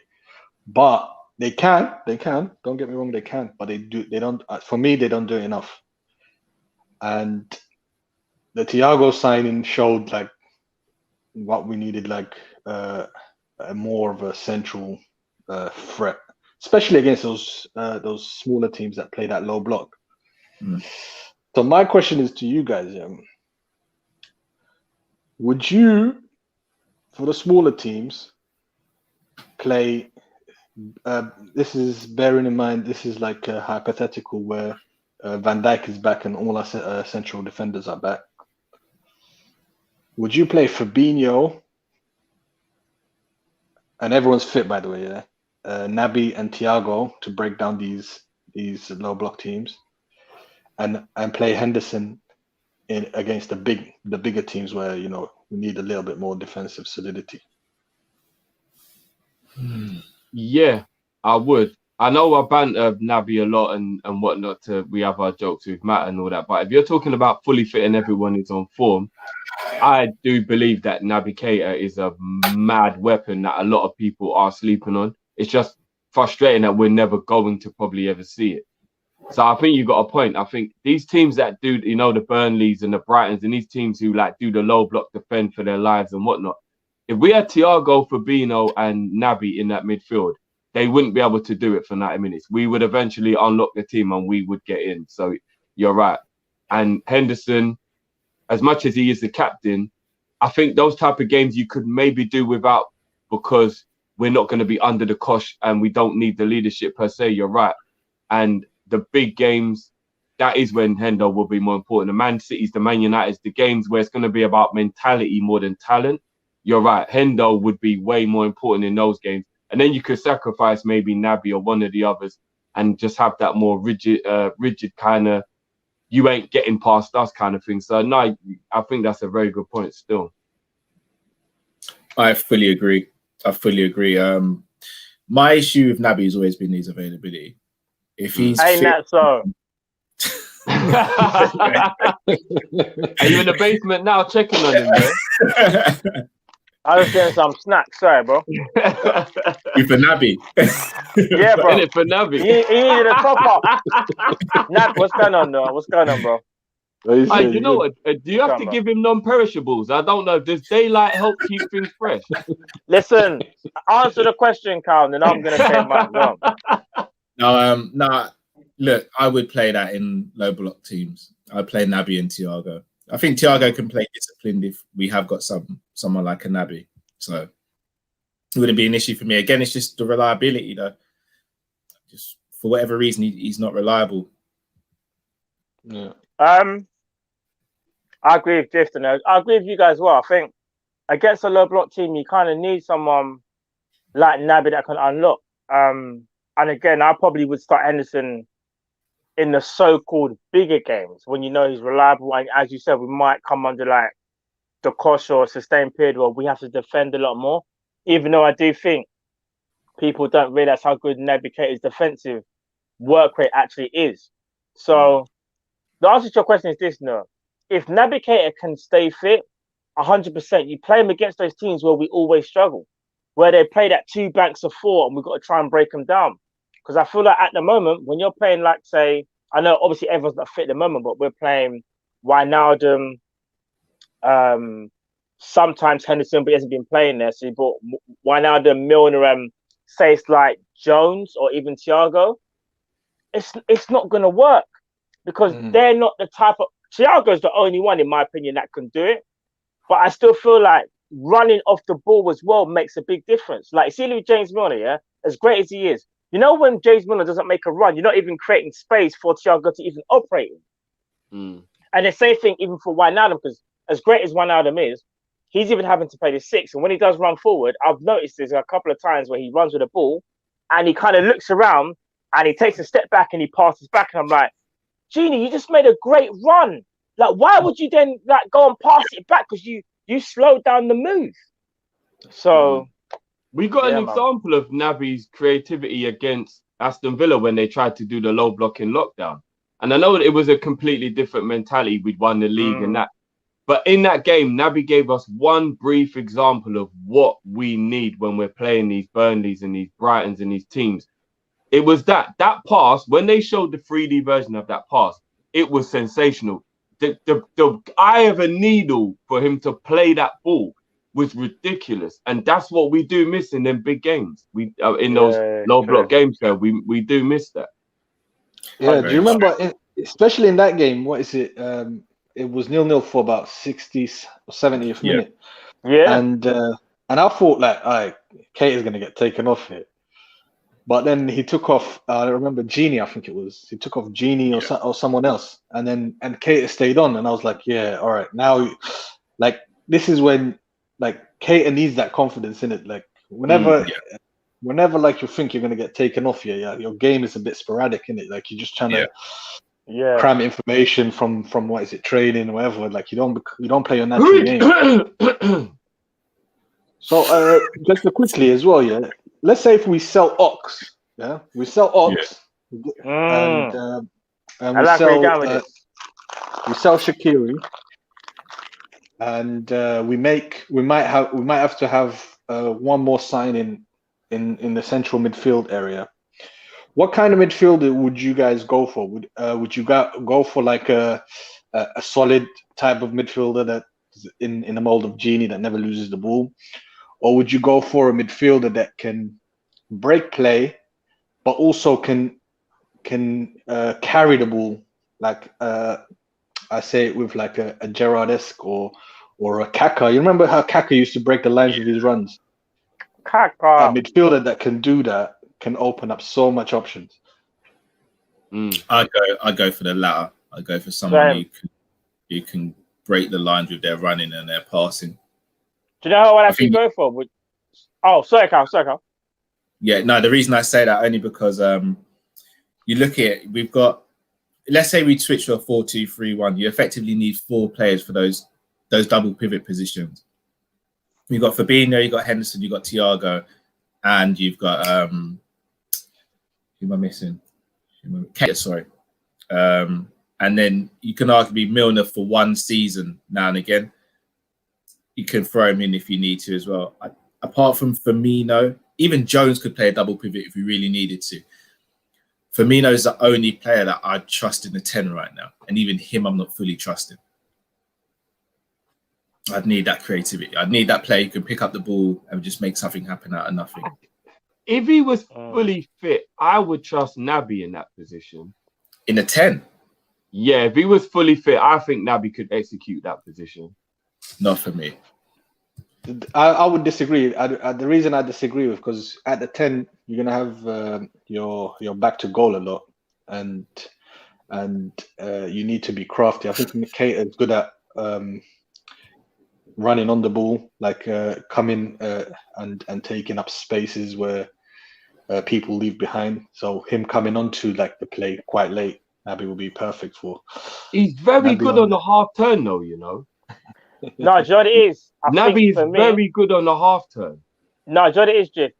He's better running from deep. I think that's what you're probably going to say now, isn't it? He's better running from deep because with Naby, even when you look at Leipzig, like he's not the greatest if like sometimes playing with his back to goal. It's like if he starts from deep and he can glide with the ball, he's better because like for him, he can beat a man and like his vision just opens up and then he's like, right, I'm going to do this. Whereas I feel like when you're playing as that 10, I don't think he's that type of player, bro. Like he's not, because I'd argue say that that's more Bruno Fernandes than Naby Keita. Because I've even seen in the chat where people are like, oh, that should have been Bruno Fernandes, but they're different players. Bruno Fernandes has just been a goal getter from day. Like if you go and look at his record at Sporting Lisbon, bro, this guy was banging goals as a 10 for time, you know.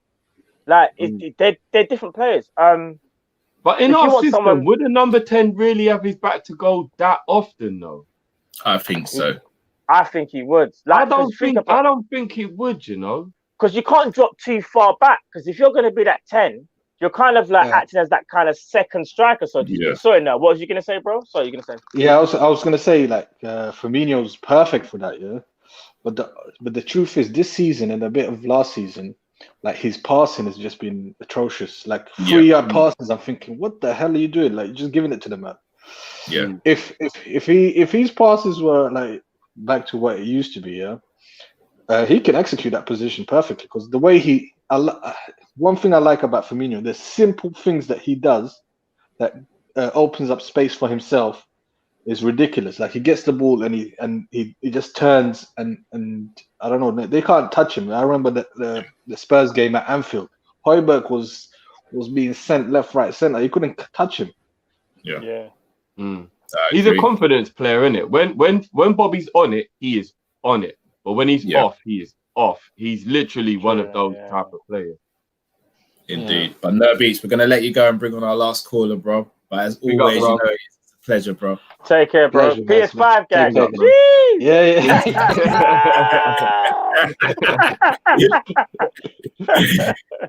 Nice one, bro. This was a super chat from Mr. Krusty Krabs FSG. Naby on that baby food diet, can't choke / bite his tongue. Do you know what someone said in the comments? I've forgotten who you is. The person was like, because I'm eating the milk chocolate peanuts here. Someone was like, oh, don't give that to Naby. He's probably allergic to some, what was it? Some dairy or something. Someone was like, make sure it's gluten free, all this stuff. And I was just like, yeah, it's milk chocolate peanut is a mad double threat for anyone with a lactose or peanut allergy. I'm telling you, bro. I'm not gonna lie, these ones actually. I mean, not even. I guess we're getting sponsored by this brand. Not gonna beat them up. That's true. We've got our last caller coming in now of the evening, Mo LFC. How you doing, Mo? What up, guys? What's up? How you doing, bro? What's going on, bro? I've been waiting in my truck at work for like an hour to get in. Oh, bless you, bro. Thank you. Hey, man, it's all good to see you. First time on YouTube with you guys. Love the show. Thank you. Big up, man. Appreciate it, man. Thank you. I just want to say, you know, we've been hearing a lot of negative things about Liverpool, but you know, we ain't even got a strong team yet. So when these guys talk about Klopp being out, you know, we're still in top 4 with a team we can't even recognize. And we're still doing better than Arsenal, Chelsea. And these guys are supposed to be with their top team. And we're playing with guys that are not even supposed to be near our first team for like another 3-4 years. And people are hating on Klopp, you know, and wait till we get Van Dijk back. This guy is like, you know, when they say great players make other players great around them. And he's one of those players. These players need him. And, you know, with Stone being out with Man City, they used that as an excuse and it was all good. You know, it's just funny how when things turn to our team and we get all these injured players, it's all Klopp's out. Liverpool needs to regroup, rebuild. Man, the players we're missing are the players that are injured. Once we get those players back, we blew the league out last year. Could you imagine a Thiago on that team last year and we blew him out without him? And we're still top 4. We're still in the battle, man. So when all this talk about we need to rebuild the Liverpool team, they're not the same. When we get back, if we had all our top players and this was happening, I can agree with all of that. But we're missing everybody. Next year, when we come back with all our players, we're winning the league easily. And this Harry Kane, this guy's injury prone and he's playing for Tottenham. They don't even have. How can he play with that intensity and he still gets injured with Tottenham? Imagine playing on Liverpool with our intensity. He won't last the training session. I said it. Thank you, my bro. I said exactly the same thing. So, thank you, my bro. These talk about other players. These other players that we're talking about don't even match the players that we're missing.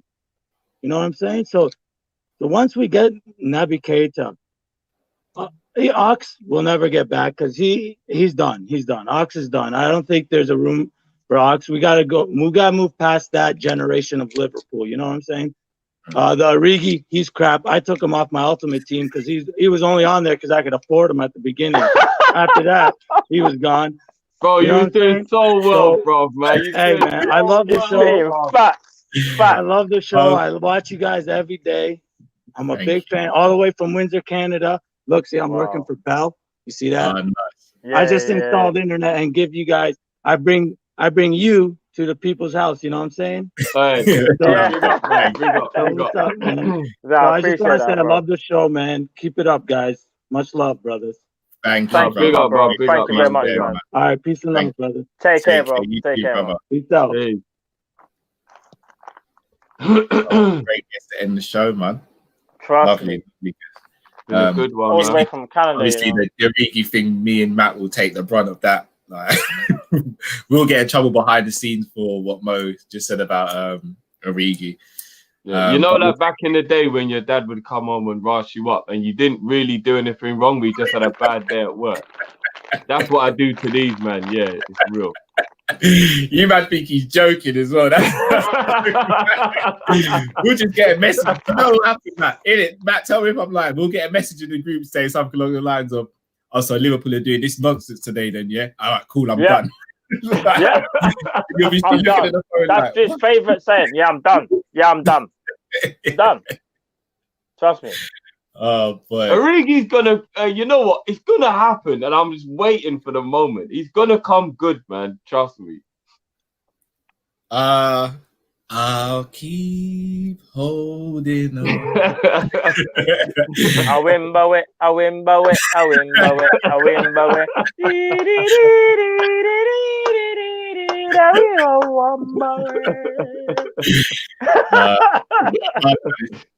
Origi's gone in the summer, bro. Oh yeah, I'm getting Probably. myself. I'm getting my head around it. I know, but even if he bans it off for someone else, I'll still feel justified. Fair enough. Don't know if I see it happening, but we'll see. We'll see. But guys, we are back tomorrow, straight after the Leicester City game. Remember, it's an early kickoff tomorrow. It's 12:30 kickoff, so we'll be back maybe around 2:15, 2:30. So make sure you keep up to date on our socials and also switch on notifications if you haven't already. Good to see Darth Drifty back in the comments. It's been a little while. I was wondering why he was so quiet today in the comments, but I see him now. I sent the drift signal up, bro. That's why. So, and so Sunday, we're not doing anything Sunday. We released anything on Sunday for people? We've got the All 11. Yeah. We'll do that and the viewers review. Oh yeah, views. I big up to everyone who jumped on the City review as well. That review was a very, very special. We had some debutants. That was a good one, man. That right there is exactly why we created that show, to have loads of people full of passion, voicing their opinion, and let's keep it like that every week, people, man. Yes, indeed. Sorry, before we go, actually, there was a super chat. Our top 5 favorite rappers of all time. Oh shit! Top 5 of all time. Of all time, yeah. Let me quickly rip off the band-aid in no order. No, I'm gonna put Jay-Z at the top, straight out the back. I'm not doing that. You can do that. I'm not. But he's the best rapper of all time. It's not an argument. I think it's a debate still. But anyway, here's mine. Biggie, Tupac,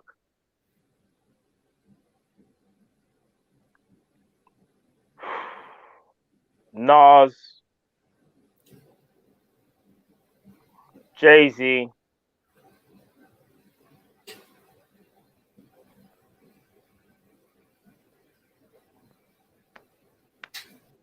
I don't even know. Maybe Eminem still. I don't even know this. That's tough, bro. I'm gonna cheat and I'm gonna use the whole group as one. Yeah, as one rapper.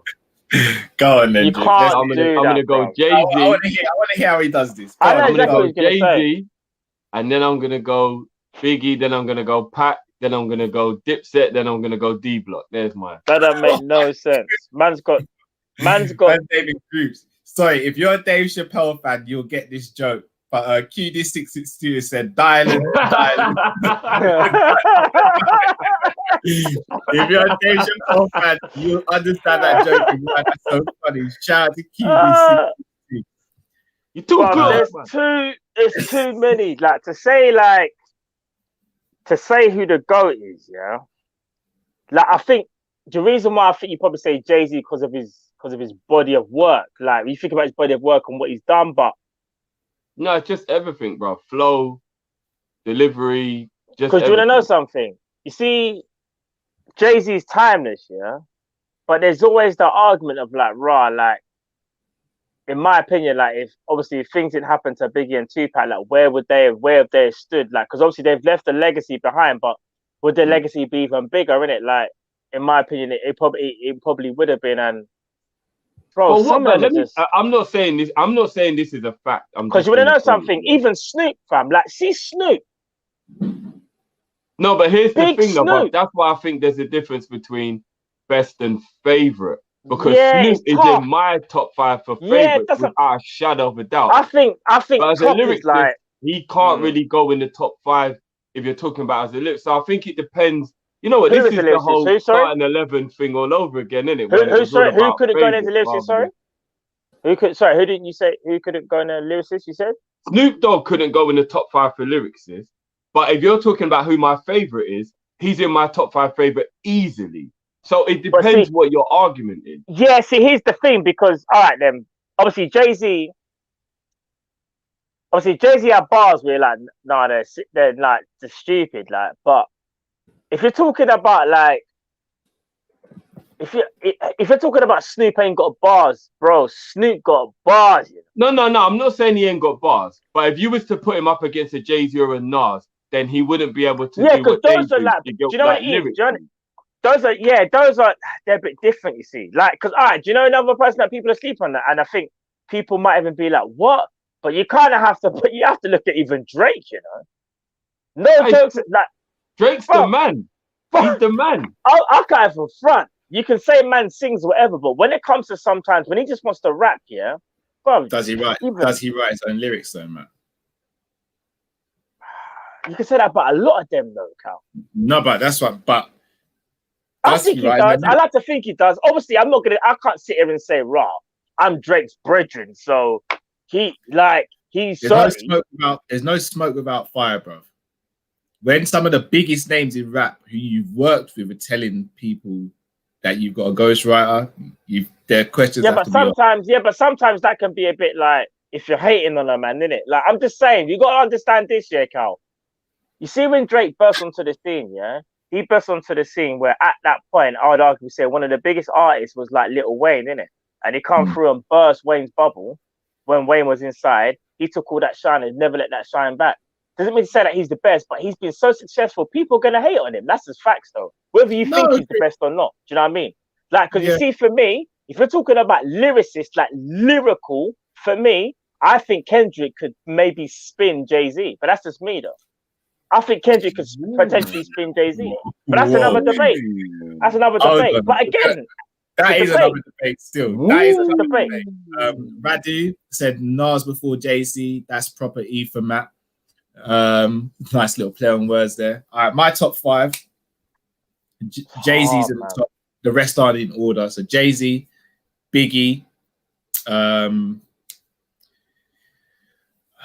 So we're going with best as opposed to favorite. I right? didn't. I just done 5 because it's hard. If you lot asked me to do favorite, my one would seem crazy. You lot would be like, yeah, really? favorites is different. That's a different. All right. So So Jay-Z, Biggie, Nas, Tupac, and that fifth name's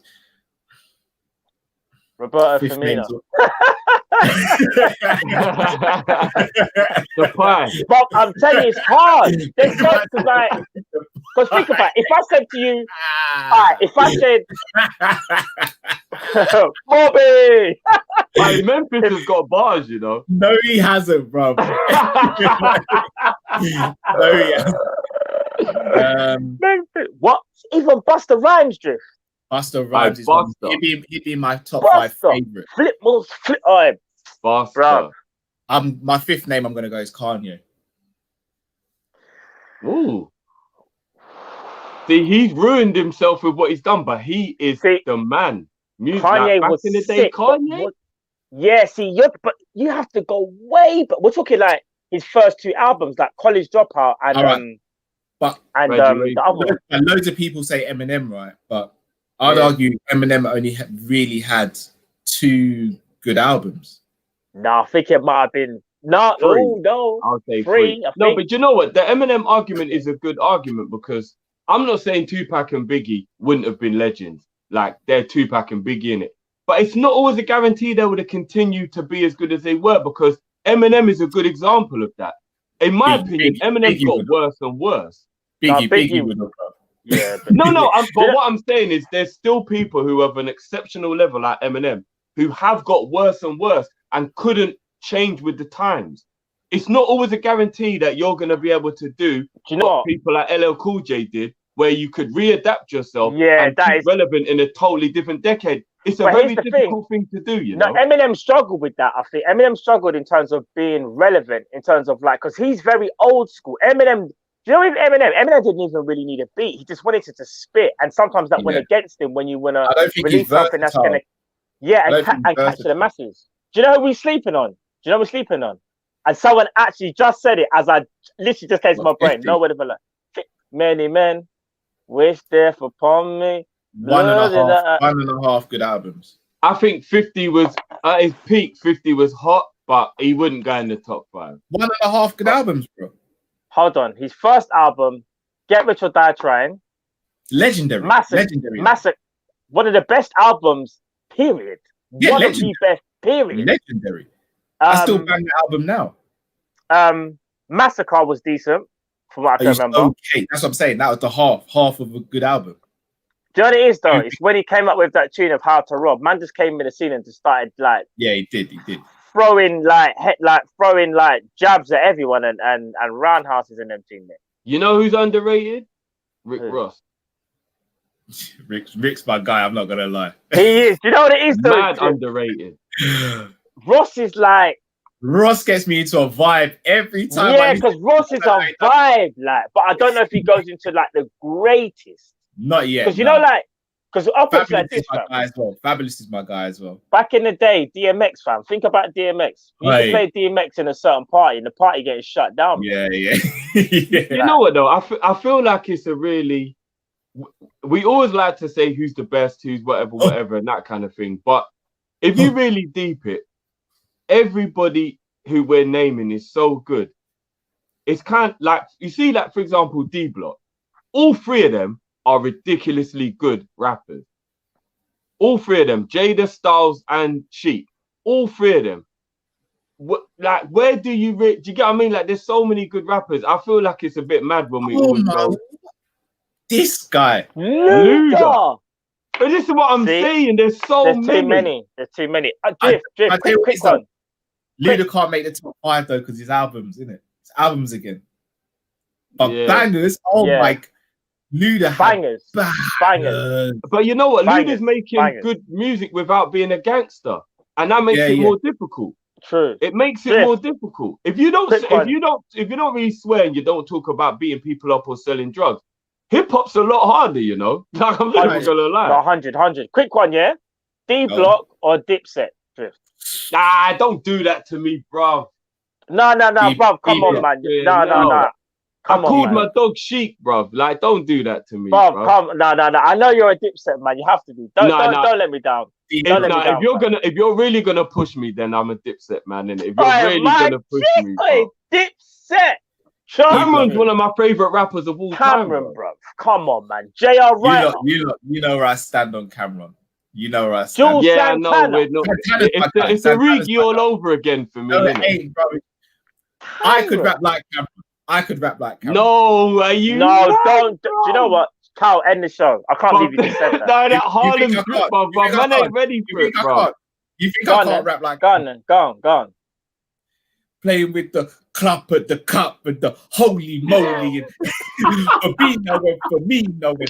And the disrespect. Oh my days, the disrespect. Man just said the word twice, but just said it differently. Man just went in the low block and the low block with the hand on the Glock. Holy moly, like the disrespect.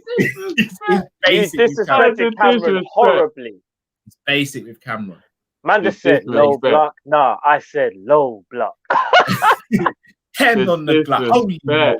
With the foley. Holy moly. Like, Emo Dre's got a point here. You're sleeping on Will Smith's body of work. Will Smith is actually the biggest selling rapper of all time and never once used a curse word or did that gangster stuff. Do you want to know what? If we're gonna talk about music, then I won't take Will Smith serious. No disrespect, Dima. I won't take him serious.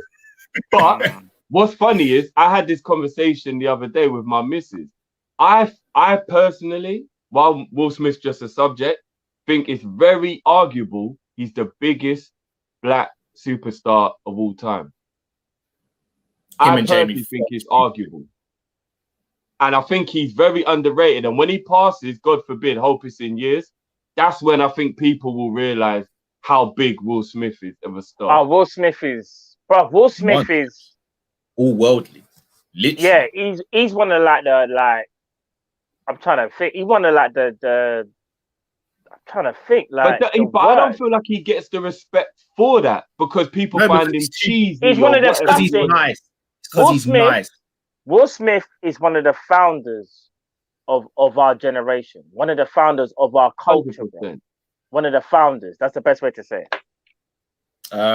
Biggs 1871. I need to be on this show when you do a rap discussion.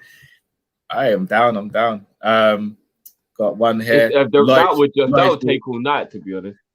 The shooters are shooting. Cam, ham, blam. Cameron, innit? The disrespect for Cam is just outrageous. It's crazy, isn't it? It's so mad. You lot are actually gonna make me go and listen to Dipset right as soon as we finish this stream. The disrespect. Here's another discussion. Best R&B groups. This is my blood. No, this is gonna go on forever, bro. There's too many. And JoJo for me. Jodeci's a beast. See, when I switch on the Jodeci, it's done. Do you want to know something? Black Street, you know? I was a massive fan of Blackstreet still. Jodeci, bro. No, I'm not saying. No, I'm not saying. No, I'm just saying like No, Carl, Blackstreet as remember well. we've had this talk. I'm Casey and Jojo over Jodeci though, personally. No, I'm just saying, man. I'm just saying. One take coming in on a hook saying something mad like, "Listen, girl, you know we've been through a lot." No, Jodeci, but I'm just saying, don't sleep on Teddy Riley and them, man. You know, that's what I'm saying. Casey, take it away. Like, when Casey dropped that, I knew it was a But if you're talking about every single person in the group is as solid as each other, boys to men. Facts. Oi, boys to men, bro. Boys to men. They're serious. But Casey, when it comes to Jodeci, Casey, the bangers upon bangers with Diary of a Mad Band. Oh, you see that album there? I just press play, bro. Just press play. I know it's done for the evening. I just press play and it's done. Casey's my he's my favorite R&B vocalist of all time. Casey, I think he's got the best voice out of everyone. Maxwell. Ooh, little bit too high pitch for me, but he's a beast. Nah, it probably is Max. Probably is.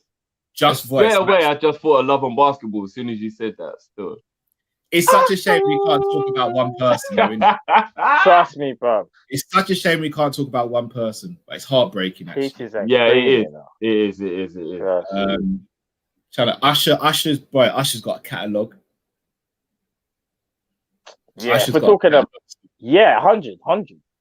You know what? About, like, Chris Brown's got a catalogue. People sleep on Chris Brown, you know. No, of course. If you're talking about the old school R&B man there, you got to look at like Joe and flipping and Jaheim. Like them man there, if you know, innit? If it wasn't for you do this demonetizing thing, I'd be playing some tunes right about now. Bro, Joe, don't even get me started, fam. I just play the tunes loud and just look through the conservatory window at the missus. She'd know what time it is. It'd be curtains, bro. It'd be curtains.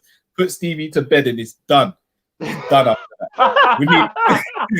I wouldn't even need to use no smooth talking or nothing. I just let the music play. It'd be Kai Lewis. Okay, guys. So you guys are a group, and you can have one additional member. Bobby, Cater, or Origi.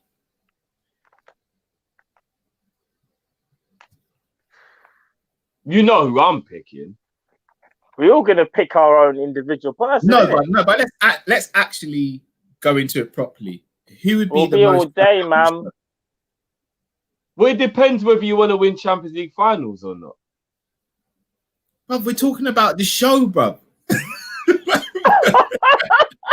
No, isn't he talking about football? He's talking about football. The show.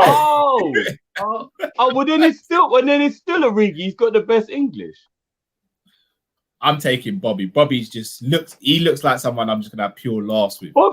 Bobby's English isn't that good, bro. It'd be quite difficult. Even funnier still. We'd hit the Latin American demographic as well, but the channel will blow up. No, I'm not even shading, Matt. What's Cater's English like? Because I've only really heard him just do little tidbits and that. Has he got good English? Bro. Put it like this: Mane has to be next to him every step of the way, bro. Oh, well, there you go. That's not even saying nothing. That's why I was being quiet. Unless we could get Mane on here as well, and they come as a pair, then calm. But no. If we're going Raven, I'm taking Bobby all day. Oh yeah. 100. Without saying, Bobby's that guy. Bobby's just that guy. But I'll be honest. Naby's not getting on the show, bro. The disrespect. That's why I'm out. Easy, people. We out. I'm out anyway. I'm out of juice. No, I'm not even disrespecting. Guys, we're gonna wrap up there. As always, it's been fun. Look at that, 3 hours, 15 minutes, pretty much. Enough love for you guys. Do smash the like button. Share this as well. If you guys want to chop up anything, just make sure you tag us in it when you put it online, etc. And then we're back tomorrow. Hopefully, celebrating 3 points and a big win over Leicester. A big game. Indeed. But guys, thank you very much for joining us. Man like Matt Drifty, my name is Callum. We are Kopish. Stay safe, stay blessed. See you soon. Peace. We move.